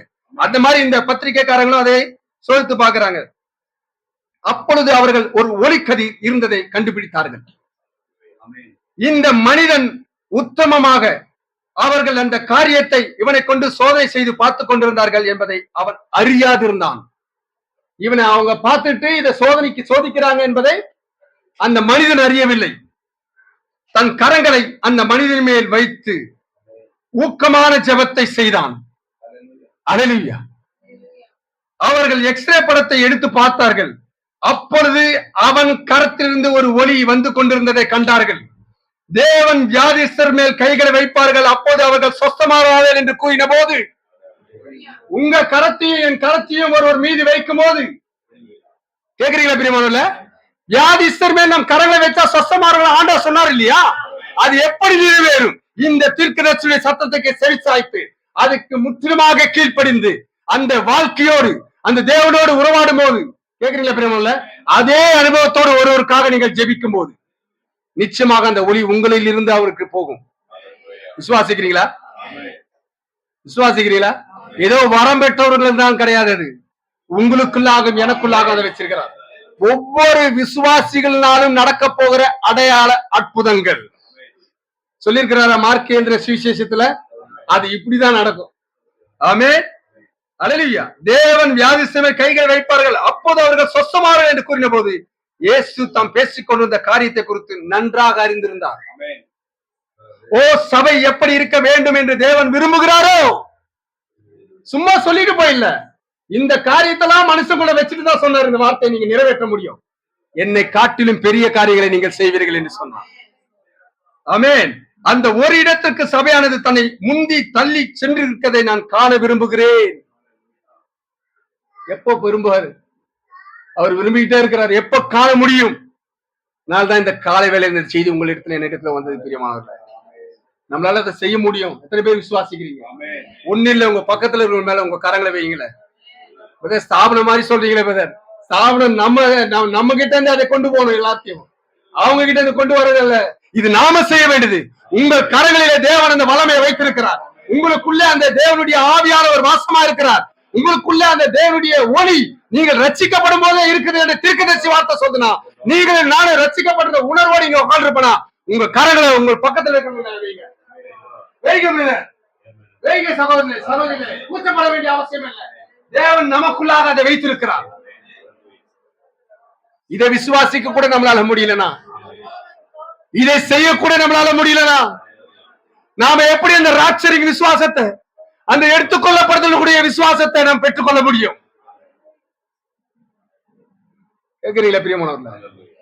எடுத்துக்கொள்ளப்படுதலுக்கு என்று ஒரு விசுவாசம் இருக்கிறது. நீங்கள் சிறு பிள்ளையை போல இந்த தேவனுடைய ராஜ்யத்தை ஏற்றுக்கொள்ளாவிட்டால், சிறு பிள்ளைகள் என்னிடத்துல வருவதற்கு இடம் கொடுங்க. தேவனுடைய ராஜ்யம் அப்பேற்பட்டவர்களுடையது. ஹல்லேலூயா. கேட்கிறீங்களா பிரியமானவர்களே? இந்த தேவனுடைய ராஜ்யத்தில் நடப்பது சிறு பிள்ளைகளை போல் நாம் நடந்தாக வேண்டும். சிறு பிள்ளைகளை போல் இந்த இயேசு தேவனுடைய வார்த்தையை நாம் ஏற்றுக்கொள்ள வேண்டும், இதை செயல்படுத்த வேண்டும். ஹல்லேலூயா. இந்த உலகத்துக்கு மூடனா தெரியலாம், உங்க உற்ற உறவினருக்கு அக்கம் பக்கத்தினருக்கு மூடனா தெரியலாம், ஆனால் கிறிஸ்துவுக்காக பைத்தியக்காரனா இருந்தாலும் இந்த ராஜ்யத்தை சுவிசேஷத்துக்காக நடந்து செல்வேன், இதற்காக வாழ்வேன் என்ற உணர்வோடு வாழ முடியும். கேட்கிறீங்களா பிரியமானவர்களே? இதற்காக வாழ முடியும். ஒரு பரிபூர்ண மனிதனுடைய வளர்ச்சியிலே அதுதான் இரண்டாவது வேதாகமும். அல்லேலூயா. இந்த இந்த இந்த சுபாவம் நமக்குள்ள இல்லைனா நாம் எப்படி ராப்சரிங் ஃபெய்த்தை பெற்று போக முடியும்? அவரோட கூட இணைய முடியும். ஒரு சிறு பிள்ளையை போல வந்து நின்னாரு, ஒரு சிறு பிள்ளையை போல வந்து நின்னாரு, அடிக்கப்பட்ட ஆட்டுக்குட்டியை போல நின்னாரு. சர்வ வல்லமை உள்ள தேவன் உங்களுக்காகவும் எனக்காகவும் அந்த காரி துப்புகிற அந்த எச்சிலை உமிழ் நீரை வாங்கி கொண்டாரு. அவர் அசிங்க பார்க்கலையே, அவர் எந்த காரியத்தையும் பார்க்கலையே. அந்த சரீரத்தினுடைய பாகம் நாம். தேவனுடைய ராஜ்யத்துக்கு சுவிசேஷத்துக்கு விட்டு கொடுக்கிற ஜனம் நாம். ஆமென். அல்லேலூயா. சொல்றாரு பாருங்க, பிறகு தேவன் மாம்சமாக்கப்பட்டு மேசியாவானார். அப்படியானால் தாமே அவர் எப்படியாக அபிஷேகம் பண்ணப்பட்டிருந்தாரோ அந்த விதமாக அபிஷேகம் பண்ணப்படும்படிக்கு நாம் நம்மையே அவருக்கு இணங்கி சரணடைவோமானால் அப்பொழுது நாம் சிறிய அளவிலான மேசியாக்களாக சிறிய ஒலிகளாக ஆகிவிடுகிறோம். முழுமையாய் சரணாகதியா ஒப்பு கொடுத்தோம்னா சிறிய மேசியாக்களாக. புரியுதா பிரியமானவர்களே? புரியுதுங்களா? உங்க வாழ்க்கையில உணர முடியுமா? என் வாழ்க்கையில நான் உணர முடியாத அந்த சூழலை நான் உண்டாக்கி கொடுக்காவிட்டால் நான் உணர முடியாத அதை. அல்லேலூயா. குட்டி மேசியாவாக நாம் இந்த பூமியில வாழும் போதே அதை உணர முடியவில்லை என்றால் அந்த மேசியாவோட இணையக்கூடிய வாய்ப்பு எப்படி கிடைக்கும்? மனவாட்டி யார்? அதுக்குதான் சபைக்கு இந்த உபதேசம் தேவைன்றது. 2000 வருஷத்துக்கு முன்னாடி அவர் பேசிட்டு போயிட்டார். இதை வாசிக்க கூட நேரம் இல்லை. இதை கேட்கக்கூடிய ஒரே சூழல் இப்பேற்பட்ட பிரசங்கத்தின் மூலமா தான். புரியுதா பிரியமானவர்களே? இந்த வார்த்தை வரும்போது உங்களுக்கு அசதியும் சோர்வையும் நேரம் கடந்து போகின்ற எண்ணத்தையும் உங்களுக்குள்ளாக பிசாசு உண்டாக்க இடம் கூடாதீர்கள். இதுதான் நமக்கு கொடுக்கப்பட்ட வாய்ப்பு. இதுதான் அந்த தருணம். 3 மணி நேரம் 4 மணி நேரம் எங்கன்னா போய் உட்கார்ந்திருப்போம். ஆனால் இது மகத்துவமான காரியம் நமக்குள்ளாக வருவது. ஆமென். இந்த மகத்துவமான காரியத்துக்கு நேரம் பார்க்க வேண்டாம் பிரியமானவர்களே. உங்களுக்குள்ளாக எழும்புகிறதான அந்த சோர்வுகளை அகற்றி போடுங்க. உங்க சிந்தையின் போராட்டத்தில் அகற்றி போடுங்க. உங்களுக்குள்ளாக அந்த சிந்தையின் போராட்டம் வேண்டாம். எப்போது இந்த செய்தி முடியும் என்ற எண்ணம் வேண்டாம். அல்லேலூயா. அந்த எண்ணம் வேண்டாம் பிரியமானவர்களே. உங்களுக்கு சோர்வை இந்த செய்தி உண்டாக்காது. ஒருவேளை இந்த மனிதனுக்கு எந்த திறமை இல்லாமல் இருக்கலாம். கேட்கறீங்களா பிரியமானவர்களே? இதை கொண்டு வர வேண்டிய விதானத்தில் உங்களிடத்துல கொண்டு வர முடியாமல் இருக்கலாம். ஆனால் இந்த வார்த்தையை மட்டும் உங்களுக்குள்ளாக பெற்றுக் கொள்ளுங்க. இந்த வார்த்தை தான் உங்களை கொண்டு போகும் மேல. அல்லேலூயா. நாம் நம்முடைய அவருக்கு இணங்கி சரணடைவோமானால் அப்போது நாம் சிறிய அளவிலான மேசாக்களாக சிறிய ஒலிகளாக ஆகிவிடுவோம். அந்த விதமாகத்தான் சபையானது இருக்க வேண்டியதாக உள்ளது. அதிக எண்ணிக்கை உள்ள ஒலி அபிஷேகம் பண்ணப்பட்ட சிறியவர்கள், அதுதான் தேவனுடைய சபையாகும். அபிஷேகம் பண்ணப்பட்ட சிறியவர்கள் நாம் சிறுகவும் நமக்குள்ளாக இருந்தது தேவன் பெருகவும். நாம் சிறியவர்கள் சிரிப்பிலே போய் ராஜ்யத்தின் சுவிசேஷத்தை ஏற்றுக்கொள்ளுகிறவர்கள். அல்லேலூயா. அதுதான் தேவனுடைய சபையாகும். அப்பதான் அந்த அடையாள அற்புதம் நடக்கும். ஜீவனுள்ள தேவனுடைய சபை அதனுடைய அடையாள அற்புதங்களோடு நடக்க வேண்டும். அதனுடைய ஸ்தானத்தில் அந்த சபை வந்து நிற்க வேண்டும். அது வருகைக்கு முன்பாக. கேக்குறீங்களா பிரியமானவர்களே? காலங்கள் தோறும் பிரசங்கிக்கப்பட்ட இந்த சுவிசேஷம், காலங்கள் தோறும் விசுவாசிக்கப்பட்ட இந்த சுவிசேஷம் அதனுடைய ஸ்தானத்துல வந்து நிற்கும் போது, இந்த மனவாட்டி அவருடைய ஸ்தானத்துல நிற்கும் போது அவர் வருகை சமீபமா இருக்கிறது. விசுவாசிக்கிறீங்களா பிரியமானவர்களே? என்ன காரியம் இந்த நிலைக்கு நம்மளை வரவிடாமல் தடை செய்கிறது என்பதை மாத்திரம் ஒரு 3 காரியத்தை பார்க்கலாமா? பார்த்துட்டு முடிக்கலாமா? டைம் இருக்குதுங்களா? சோர்வு ஒண்ணு இல்லை இல்லையா? ஒரு பரிபூர்ண மனிதனின் வளர்ச்சி செய்தியிலிருந்து நான் வாசிக்கிறேன். இப்ப அந்த யாத்ராமணி புஸ்தகம் 12ஆம் அதிகாரம் வாசம் இல்லையா? அதுல இருந்து ஒரு வசனத்தை மட்டும் வாசிச்சுட்டு 8ஆம் வசனத்துல இருந்து 12ஆம் வசனம் வரையும் வாசிக்கிறேன். அந்த ராத்திரி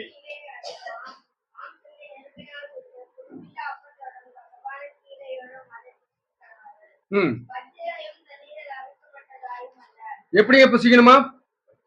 பச்சையாயும் அல்ல.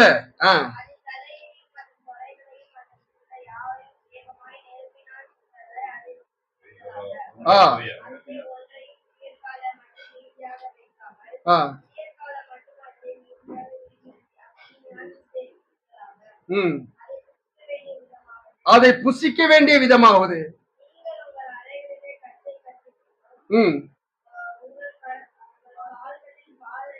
உங்கள் கால்களில் பாதரட்சியை தொடுத்து கொண்டும்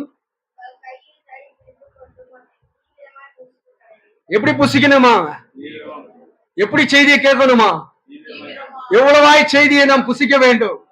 எப்படி இந்த மன்னாவை புசிக்க வேண்டும் என்பதை தேவனே சொல்றார். ஆமே. எப்படி அந்த பஸ்காவை அனுசரிக்க வேண்டும் என்று தேவனே சொல்றார். கரெக்டுங்களா? எப்படி புசிக்க வேண்டிய விதத்தை கூட சொல்றாரு. எப்படி செய்தியை வாசிக்கணும், எப்படி அந்த செய்தியை நாம் ஏற்றுக்கொள்ள வேண்டும், எப்படி நமக்குள்ளாக அதை பெற்றுக்கொள்ள வேண்டும். ஆமே. கேக்குறீங்களா பிரியமுள்ள? எத்தனை பேர் செய்தியை வாசித்தோம்? எத்தனை பேர் இந்த கால வேளையில வேதத்தை வாசித்தோம்? கேள்வி வருது இல்லையா நமக்குள்ளாக? நான் உங்களை கேட்கல, கேள்வி வருது இல்லையா? எத்தனை பேர் வருகையை குறித்து இந்த நாள்ல நினைச்சோம்? உறுதுணை பிரியமான நான் ஆயத்தமாவது வருகைக்காக தான். ஆனா எத்தனை பேர் அதை நினைச்சிட்டு இருந்தோம்? எத்தனை பேர் இந்த செய்தியை ஆனா செய்தியை வாசிக்கிறதும் அதை புசிக்கிறதும் எந்த விதானத்துல இருக்க வேண்டும்? தீவிரமாய் அதை புசிக்க வேண்டும் என்று வேதம் சொல்லுகிறது. அல்லேலூயா. கேக்குறீங்களா பிரியமானல்ல? அதை புசிக்காதனாலதான் அவர்களுக்காக அதை புரிந்து கொள்ள முடியவில்லை. புளிப்பில்லாத அப்பத்தோடும் கசப்பான கீரையோடும் அதை புசிக்க கடவீர்கள். வேதம் எப்படி புசிக்க சொல்லுகிறதோ அப்படிதான் நீங்கள் நானும் புசிக்க வேண்டும். இக்காலத்துடைய செய்தியை உங்க விருப்பத்தின் பிரகாரமாகவும் என் விருப்பத்தின் பிரகாரமாகவும் ஒன்றை ஏற்றி ஒன்றை எடுத்து குறைத்து புசிக்க முடியாது. செய்தி என்னவாய் சொல்லி இருக்கிறதோ அதை அவ்வளவாய் அப்படியே அதை புசிக்க வேண்டும்.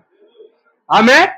அதை புசிக்க வேண்டிய விதானம் எப்படி சொல்லி இருக்கிறதோ அவரை அப்படியாக புசிக்க வேண்டும். நாம அந்த புசிக்க வேண்டிய விதானத்தை தான் இந்த பரிபூர்ண மனிதனுடைய வளர்ச்சியில சொல்றாரு பாருங்க. எல்லாத்தையும் கொண்டு வரல, ஒரு 3 பாகத்தை மட்டும் நான் கொண்டு வரேன். கேக்குறீங்களா பிரியமானல்ல?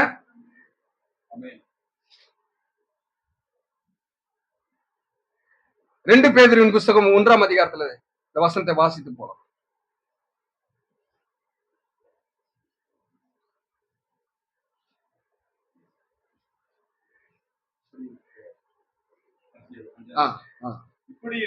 இப்படி இருக்க நீங்கள் அதிக ஜாக்கிரதை உள்ளவர்களாய், நீங்கள் என்னும் போது நம்ம அதை சேர்த்துக்கலாம்.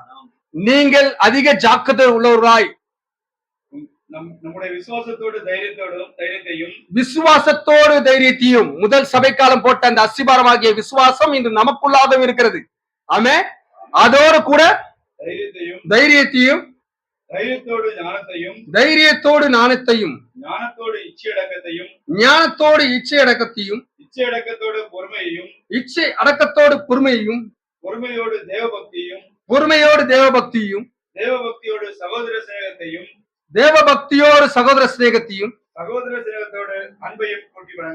சகோதர சிநேகத்தோடு அன்பையும் கூட்டி வழங்குங்கள். இதுதான் 2வது வேதாகமம் என்று தீர்க்கதரிசி சொல்லுகிறார். இந்த வேத வசனத்தை தான் குறிப்பிடுறாரு. இது 2வது வேதாகமம். ஆமென். முதல் வேதாகமம் என்ன பார்த்தோம்? இயற்கையும் அவர் சிருஷ்டித்த சிருஷ்டிகளை எல்லாம் பார்த்தோம். ஆமாவா இல்லையா? 2வது வேதாகமம் இந்த வேதவசனம். அல்லேலூயா. இந்த வேதவசனம் தான் பரிபூர்ண மனிதனுடைய வளர்ச்சி கட்டத்திலே மிக தெளிவாக நமக்கு போதிக்கிறது. இப்ப நம்ம எந்த காலத்துல இருக்கிறோம்? இந்த தீர்க்கதரிசி எதற்காக அனுப்பப்பட்டார்? ஆமென். ஒண்ணு கூட்டின பிறகு ஒண்ணு கூட்ட சொல்றாரு. ஆமைதானே? விசுவாசத்துக்கு அப்புறம் தைரியத்தையும், தைரியத்துக்கு அப்புறம் ஞானத்தையும், ஞானத்துக்கு அப்புறம் இச்சை அடக்கத்தையும், இச்சை அடக்கத்துக்கு அப்புறம் பொறுமையையும், பொறுமைக்கு அப்புறம் தேவபக்தியும், தேவபக்திக்கு அப்புறம் சகோதர சிநேகம் வரும்போதுதான் அன்பு கூட்டி கொடுக்கப்படும் என்று சொல்லுகிறார். ஆமென். இந்த பரிசுத்தாவியானவர் வருவதற்கு சபை அதன் நிலையில வந்து நிற்க வேண்டும். அல்லேலூயா. கேக்குறீங்களா பிரியமானவர்களே? தீர்க்கதரிசி சொல்றாரு. அதுல 3 காரியத்தை மட்டும் நான் எடுக்கிறேன். பரிபூர்ண மனிதனின் வளர்ச்சி, பேஜ் நம்பர் 70, 276 இருந்து நான் வாசிக்கிறேன். இந்த கூடாரத்தில் உள்ள ஒவ்வொரு அங்கத்தினரும் இத்தகைய குணாதிசயங்களை உடையவர்களாக இருக்க வேண்டும் என்பதற்காகவே இச்செய்தியை கொடுக்க நான் முயற்சிக்கிறேன். நான் சொல்ல, தீர்க்கதரிசி சொல்றாரு. தீர்க்கதரிசி இந்த செய்தியில சொல்றாரு. ஆமென். இந்த கூடாரத்தில் உள்ள ஒவ்வொரு அங்கத்தினரும் இத்தகைய குணாதிசயங்களை உடையவர்களாக இருக்க வேண்டும் என்பதற்காக இச்செய்தியை கொடுக்க நான் முயற்சிக்கிறேன். அப்ப நானும் அதை விரும்பலாமா? நீங்கள் அந்த குணாதிசயத்தை பெற்றுக்கொள்ள வேண்டும். நீங்கள் விரும்பணும் இல்லையா? ஆமே. அது மிகவும் கடினமானது ஒரு காரியம். இந்த 33 வருடங்களாக நான் பொறுமையை காத்துக்கொள்ள முயற்சித்து பொறுமை உள்ளவனாக இருக்கிறேன். பாருங்கள், பெண்கள் இன்னும் தங்கள் மயிரை கத்திரித்துக் கொண்டுதான் இருக்கிறார்கள். ஆனாலும் பொறுமை உடையவனாக காத்திருக்கிறேன். அப்படித்தான் இருக்க வேண்டும். அவ்விதம் நீ பொறுமையை பெற்றுக்கொள்ளவில்லை என்றால் அதை கட்டிடத்தின் மேல் வைத்து கட்ட முயற்சிக்காதே. பொறுமை உடையவனாயிரு. ஆமே.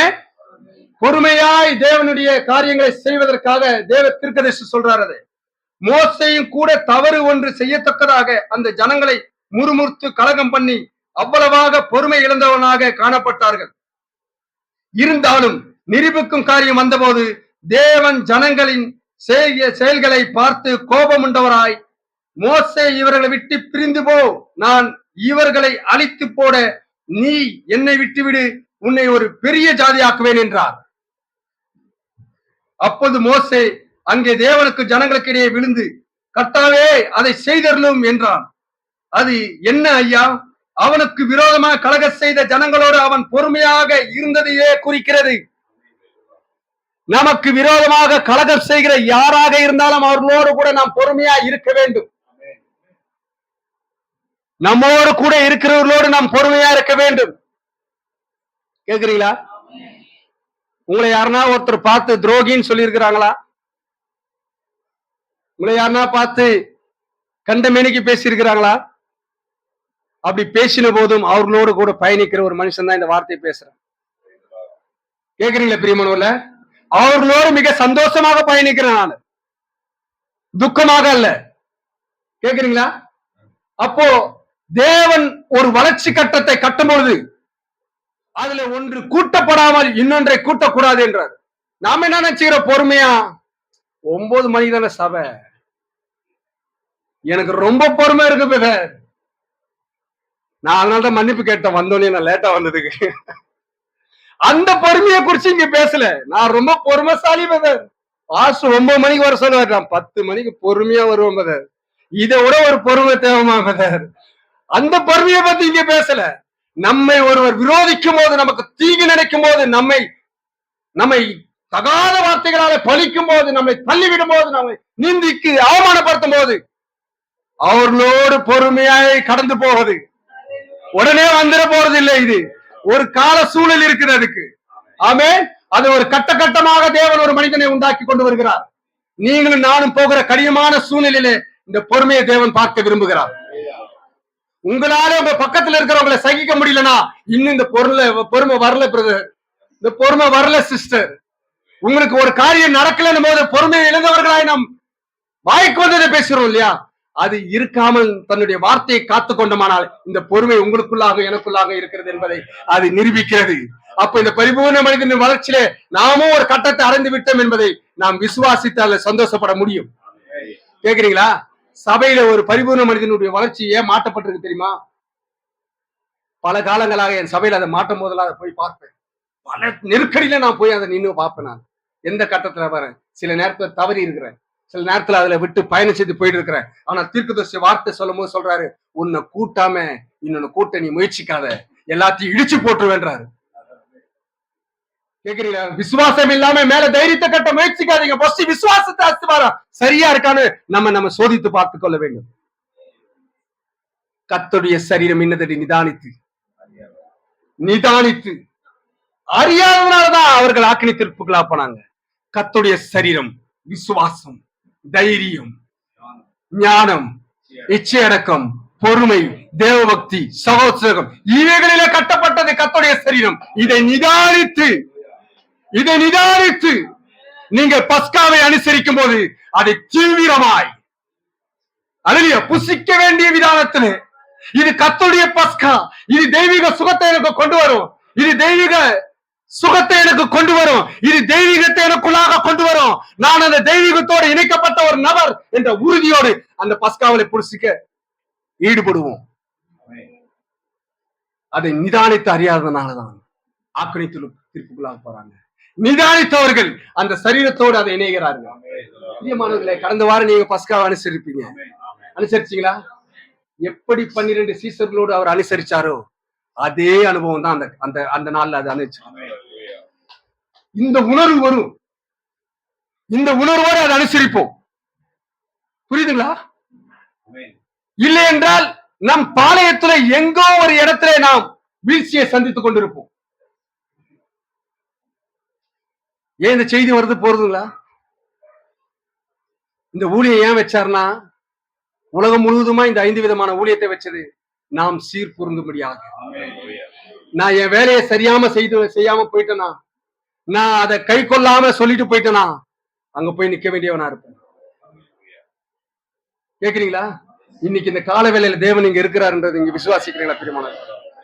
ஆபிரகாம பார்த்துக்கிட்டே இருந்த தேவன் நம்மையும் பார்த்துக்கிட்டே இருக்கிறாரு. நம் சிந்தைகளை அறிந்துகிட்டே இருக்கிறாரு. அல்லேலூயா. இங்க இருக்கிறாரா பிரியமானவர்களே? இந்த நம்ம ஒவ்வொருவரும் வாழ்றது கொஞ்ச காலம் தேவனை காட்சியில கொண்டு வருகிறவர்களாய்.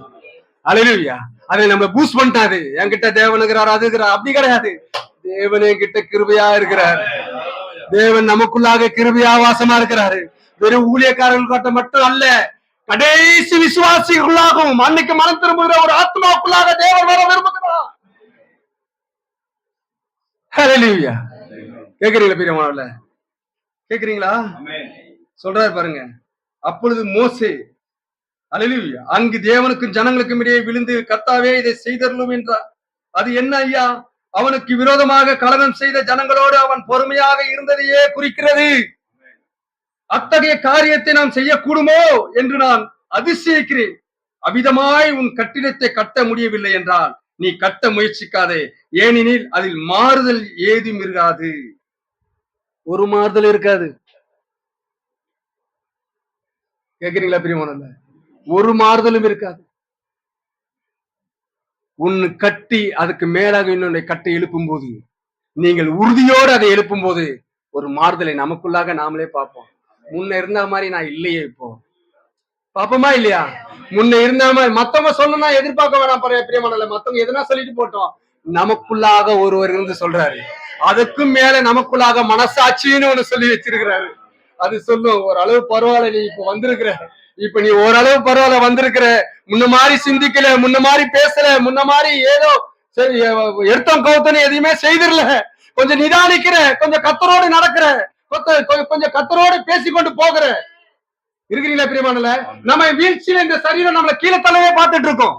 சட்டுன்னு கோபப்பட வைக்கும், சட்டுன்னு ஏதோ பேசிட வைக்கும். நிதானிக்கிறது நமக்குள்ள வச்சிட்டாரா ஆண்டவர்? வச்சிட்டாரா? நாம் இதுக்கு பயணிக்கு போகிறோம் பிரியமானவர்களே. இந்த பயணத்துல போகும்போது வருகைக்கு நாமளும் உறுதியாக நிற்க முடியும். 10 லட்சத்துல நானும் ஒருத்தர் பிரதர் சொல்ல முடியும் இல்லையா? ஆமென். இல்லனா இப்படியே காலங்கள் கடந்து போகும். நம்ம அந்த உணர்வே இல்லாம செய்தியில இருந்ததுனால பரலோகம் போயிடுவேன் முடியாது, செய்தி சபையில இருந்ததுனால பரலோகம் போடுவேன் முடியாது. கேக்குறீங்களா பிரியமானவர்களே? சபைக்கு இதை செய்த அதை செய்த முடியாது. இந்த அனுபவத்தோடு, இந்த ரெவலேஷனோடு, இந்த விசுவாசத்தோடு ஜீவித்து போகும்போது நாம பறக்க மாட்டோம். கேக்குறீங்களா பிரியமானவர்களே? நம்ம பறக்க வச்சிருவார் அவர். ஒரு காந்தகத்தை எடுத்துன்னு வந்து இரும்பு கிட்ட வச்சா இரும்பு துள்ள வேண்டிய அவசியம் இல்லை. ஈர்ப்பு அங்க இருக்குது, ஈர்த்து அதை இணைக்கும். அது அப்பேற்பட்ட காந்தகத்தை நமக்குள்ளாக வச்சிருக்கிறார். அப்பேற்பட்ட தன்மைகளை நமக்குள்ளாக வச்சிருக்கிறார். கேக்குறீங்களா பிரியமானவர்களே? அல்லேலூயா. நம்ம இரும்புதான், குட்டி தேவன் தான், கந்தகம் கிடையாது. புரியுதுங்களா பிரியமானவர்களே? நம்ம இரும்புதான். அல்லேலூயா. அநேகருக்கு பயன்படும்படியாக நம்மளை வைத்திருக்கிறார் ஆண்டவர். அல்லேலூயா. இன்னொரு காரியத்தை அப்படியே வாசித்து முடிக்கிறேன். பொறுமை. அல்லேலூயா. அவ்விதமாகவே மாற்றப்பட்டவர்களும் ஒட்ட வைக்கப்பட வேண்டும். ஜீவனுள்ள தேவன் வாழத்தக்க ஸ்தலமாக நீ அவ்விதமான வளர்ச்சிக்கு வரவில்லை என்றால் உன்னிடத்தில் பொறுமை இல்லை என்று பொருளாகிறது. ஒருவரோடு ஒருவர் பொறுமையாயிருங்கள். ஒருவரோடு ஒருவர் பொறுமையாயிருங்கள். கேக்குதுங்களா? யாரோ ஒருவருக்கு கேக்குது. அல்லேலூயா. கேக்குதுங்களா பிரியமானவர்களே? அல்லேலூயா. சரி, 5வது தேவபக்தியை கூட்டி வழங்கு. ஓ என்ன தேவபக்தி என்றால் என்ன? என்ன பொருள்? ஏறத்தாழ 4 அல்லது 5 அகராதிகளை ஆராய்ந்து விட்டேன். அவைகளில் தேவபக்தி என்பதன் பொருள் என்னவென்றால் கண்டுபிடிக்க முடியவில்லை. முடிவாக சகோதரன் ஜெஃப்ரிஸ் என்பவர் வீட்டில் இருந்த ஒரு அகராதியின் மூலம் தேவபக்தி என்பதற்கு தேவனை போல இருத்தல். தேவபக்தி என்பது தேவனை போல இருத்தல். ஆமென் என்று பொருளை கண்டுபிடித்தல். ஓ என்ன விசுவாசம், வல்லமை, ஞானம், தன்னடக்கம், பொறுமை இவைகளை நீ பெற்ற பின்பு தேவனை போல இருத்தல் பெற்றுக் கொள்ளுகிறாய். அப்போதான் அவர் இருக்கிற வண்ணமாகவே நாம் அவரை தரிசிக்க முடியும். அதனால்தான் இது 2வது வேதாகமம். அல்லேலூயா. இன்னொரு காரியத்தை வாசிக்கிறேன் பிரியமானவர்களே. வேற 308 சொல்றாருங்க. ஆமென். 312 6வதாக சகோதர சிநேகம்.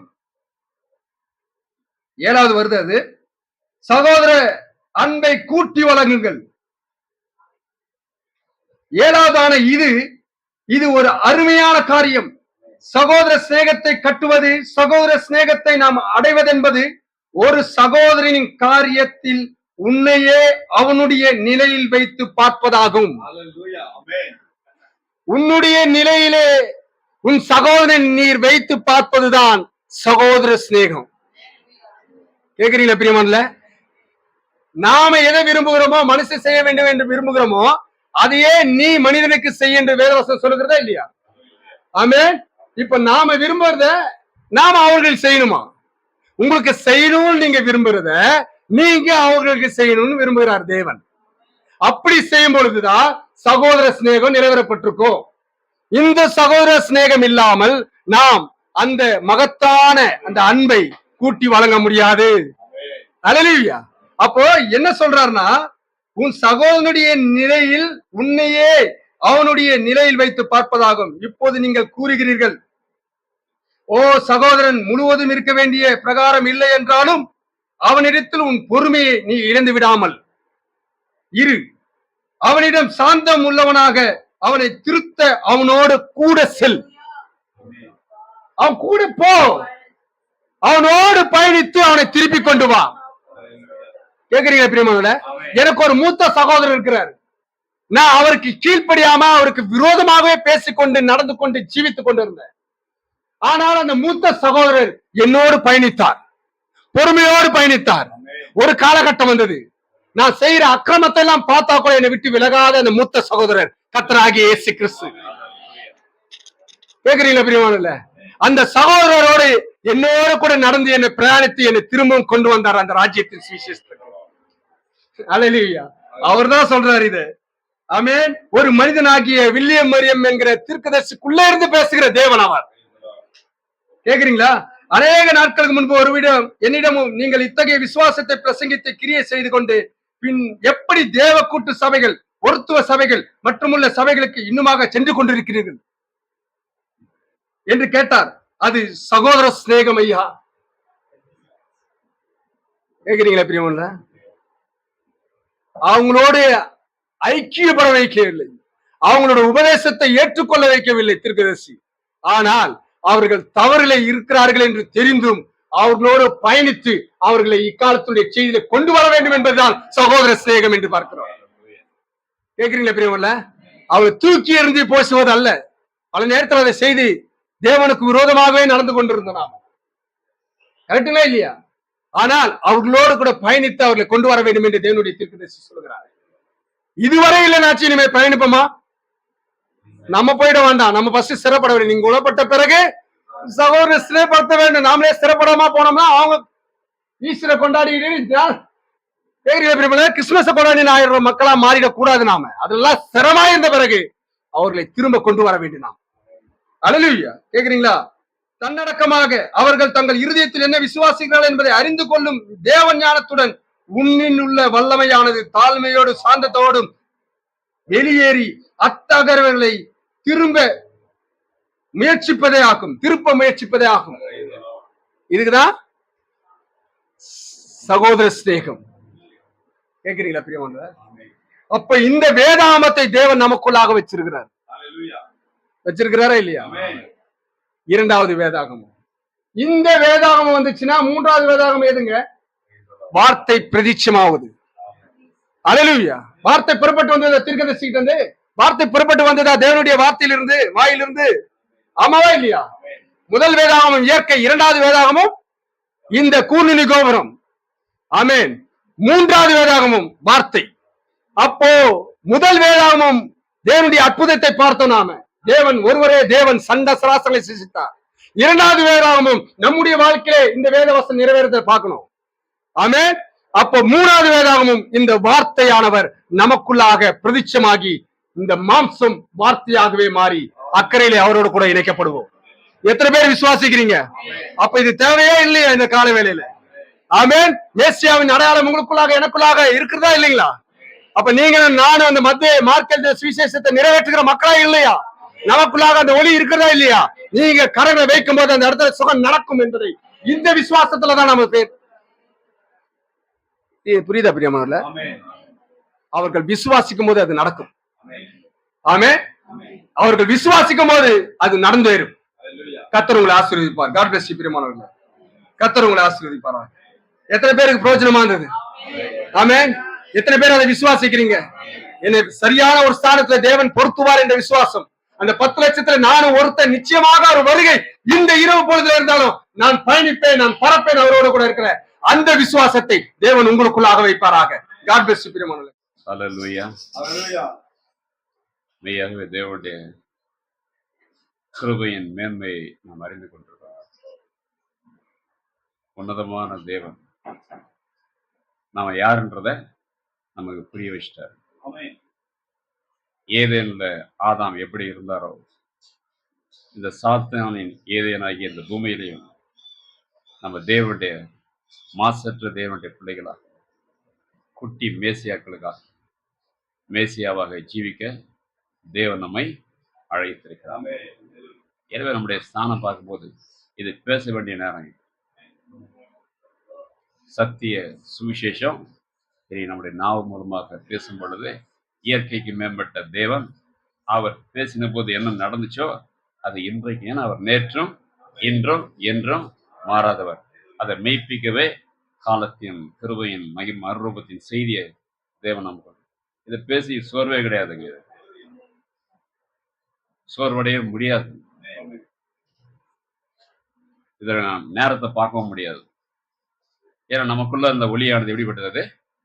அவருக்குள்ள இருந்த அதே ஜீவன் நித்தியம் இன்னைக்கு நமக்குள்ள வந்துச்சுங்க. ஆமென். நாமெல்லாம் இந்த பூமிக்குரியவங்களும் கிடையாது. உன்னதமான தேவனுடைய மக்கள் உன்னதங்களை உட்கார்ந்துருக்கிறோம். இந்த பூமியில வேத வார்த்தையோடு தேவனுடைய ஆவியோடு நாம் ஜீவிக்கிறோம். நாம் உலகத்தாரே அல்ல. இந்த உலகத்தில் தேவன் நம்மை வேறு பிரித்து அவரோடு நம்மை இணைத்துக் கொண்டார். தலையாகிய கிறிஸ்து நமக்குள்ளாக அவரை போல மாற வேண்டிய நேரம், அவரை போல செயல்பட வேண்டிய நேரம் இது. இந்த சின்ன ஒரு தேவனுடைய ஜீவன் நமக்குள்ள வரும் பொழுது பவுலை யாரும் தடை பண்ண முடியலைங்க. சிறைச்சாலை கட்டி வைக்கிறது எதுவுமே அவங்களை தடை பண்ண முடியாது. ஏன்னா பவுலுடைய கரங்கள்ல அந்த விலங்கு தான் மாட்டப்பட்டுருச்சு. ஆனா தேவ ஆவி அவங்களை கண்ட்ரோல் பண்ண முடியாது. இன்றைக்கு நமக்குள்ள அப்படிப்பட்டவர் தான் இருக்காரு. நாம் தொடர்ந்து பயணிப்போம் மகிமையை நோக்கி, ராஜ்யத்தை நோக்கி, நம்முடைய சுதந்திர வேதத்தை நோக்கி. தேவன் தம்மை இந்த நாள தேவனுடைய வார்த்தை கொண்டு வந்தார். அருமையான தாசனை ஆசீர்வதிப்பார், இன்னும் பயன்படுத்துவார். இது முடிவு இல்லைங்க. நம்ம நேரம்ன்றது கிடையவே கிடையாது. காலவரையற்ற கூட்டம். அப்படிப்பட்ட பயணத்தில் நம்ம இருக்கிறோம். ஆண்டவரோட எப்படி இருந்தாங்க அவங்க? இந்த 3 வருஷம் எப்படி இருக்குன்றத சிந்திச்சு பாருங்களேன். பேதுரு, யாக்கோபு, யோவன்லாம் அவங்க கண்ட காட்சி. அவர் கடந்து சென்ற உடனே திகைத்து போனாங்க. ஆனால் மீண்டும் திரும்ப வந்தார். சபையானது காலொன்றி எழும்பி நின்றது. தேவனுடைய வல்லமையில தேவனுடைய படத்துல மீண்டும் பவுலு 7வது சபையின் தூதன் இன்னைக்கு முடிக்கிற நேரத்தில் நம்ம இருக்கிறோம். சரித்திரம் முடிய போது ஓடி முடிக்கிற கூட்டம் அந்த சுவிசேஷ தீப்புழம்பை பிடித்துக்கொண்டு நாம் பயணிக்கிறோம். கர்த்ததாமே நம்மை ஆசீர்வதிப்பாராக. நாம் தொடர்ந்து அவருடைய கிருபையில் நிலைத்திருப்போம். நாம் யார் நாம் புரிஞ்சுட்டோம் இல்லைங்களா? நாம தான் அவர். சொன்னார்ல அவரு, இதா என்னிலும் நான் உங்களிலும் நீங்கள் என்னில் இருப்பதை அந்த நாள், அது இந்த நாளாக தான் நாம ஜெபிக்கலாம். Praise the Lord. கண்களை மூடி நம்முடைய இருதயத்தை தாழ்த்தி, ஆண்டவரே நம்முடைய மகா பெரிதான கிருபை, நம்முடைய கிருபையின் கண்கள் உலகத்தோட்டத்துக்கு முன்னாடியே நம்ம யாருன்றதை விளங்க வச்சார். பார்த்தீங்களா? இப்பேற்பட்ட மகத்தான ரட்சிகருக்கு, இப்படிப்பட்ட நம்முடைய நேச பிதாவுக்கு நம்முடைய ஜீவியத்தை அர்ப்பணிக்கலாங்க. ஆண்டவரே 70 இல்லை 80 இல்லை, ரொம்ப சொன்னார் இல்லையா? மனுஷனுடைய ஆயுசு 70, பலத்தின் மிகுதியா 10. அந்த தேவனுடைய கிருபையை நம்மளை ஓட வைக்கும். நாம் யாவரையும் தேவனுடைய கரங்களை போட்டு சொல்ல பிரபு அவர்கள் சொல்ல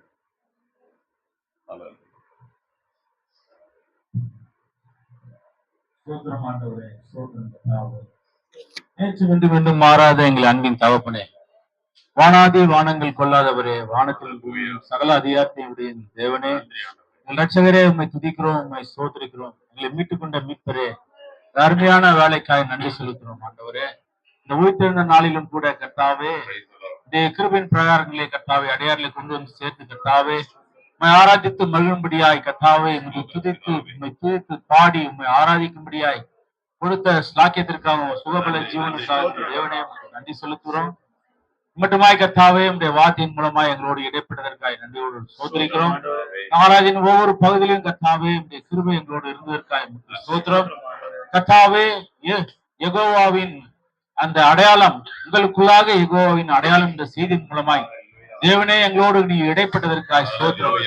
மெய்யாகவே கர்த்தாவே செய்தி எங்களுக்கு மிகுந்த ஆசீர்வாதமாய் காணப்பட்டதற்காய் உங்களுக்கு நன்றி செலுத்துறோம் கர்த்தாவே. அந்த வார்த்தை எங்களுடைய உள்ளத்தை தொட்டதற்காய் நன்றி செலுத்துறோம் கர்த்தாவே. மெய்யாகவே நாங்கள் கர்த்தாவே எழுத்து பிரகாசிக்க விளக்காய் கர்த்தாவே பூமியிலே கர்த்தாவே யெகோவாவின் கர்த்தாவே அடையாளங்களை கர்த்தாவே வெளிப்படுத்தக்கூடிய பிள்ளைகளாய் கர்த்தாவே காணப்பட கர்த்தாவே எங்களுக்கு அனுகிரகம் பண்ண முடியாய் ஜெபிக்கிறோம் கர்த்தாவே. எவரின் மேசியாவின் அடையாளம் கர்த்தாவே ஒவ்வொருடைய கர்த்தாவே ஜீவியத்தில் காணப்பட முடியாய் நீர் தாமே எங்கள் மத்தியிலே வல்லமையாய் இடைபடும்படியாய் நீர் தாமே எங்களை கர்த்தாவே வார்த்தையின் மூலமா எங்களை கர்த்தாவே நீர் வடிவமைக்கும்படியாய் கர்த்தாவே உருவாக்கும்படியாய் கர்த்தாவே இந்த வேளையிலே நம்முடைய கருத்திலே ஒப்புடுகிறோம் கர்த்தாவே. ஸ்தோத்திரம் தகப்பனே ஸ்தோத்திரம். இந்த வேளையிலும் கூட கர்த்தாவே செய்தி சுமந்த இந்த தாசனை நீர் இதுமாய் கர்த்தாவே வல்லமையா எடுத்து பயன்படுத்தும்படியாய் ஜெபிக்கிறேன் கர்த்தாவே. செய்தி கேட்ட ஒவ்வொருவரையும் கர்த்தாவே ஆஸ்வதிப்பீராக. கேட்ட செய்தியின்படி கர்த்தாவே நாங்கள் விசுவாசத்தை காத்துக்கொள்ள கர்த்தாவே கிருபை செய்யும். சிறு பிள்ளையை போல ஆகாவிட்டால் தேவனுடைய ராஜ்யத்தில் பிரவேசிக்க முடியாது என்று நீ பூமியில் இருக்கும்போது சொன்னீர் ஆண்டவரே. அவ்விதமாய் கர்த்தாவே நாங்கள் சிறு பிள்ளையை போல வசனத்தை கர்த்தாவே விசுவாசத்தை ஏற்றுக்கொள்ள அதை கர்த்தாவே எங்களுடைய ஜீவித்திலே கர்த்தாவே அதை நாங்கள் உணர கர்த்தாவே அந்த வார்த்தை எங்களுடைய ஜீவித்தில் நிறைவேறுவதை நாங்கள் காணும்படியாய் கர்த்தாவே எங்களை வார்த்தையின் வல்லமைக்குள்ளாய் நடத்தும்படியாய் ஜெபிக்கிற கர்த்தாவே. தொடர்ந்து கர்த்தாவே கிருபையினானது கர்த்தாவே எங்களை வழிநடத்தும்படியாய் ஜெபிக்கிற கர்த்தாவே. நாங்கள் இன்னுமாய் கர்த்தாவே அதிகமாய் கர்த்தாவே செய்தியை வாசித்து கேட்டு கர்த்தாவே அதன்படி ஜீவிக்க கர்த்தாவே அனைவருக்கு ஆசீர்வாதமாய் ஜீவிக்க உணவுள்ள இருதயத்தோடு நாங்கள் காணப்பட கர்த்தாவே நீர் கிருபை செய்வீராக.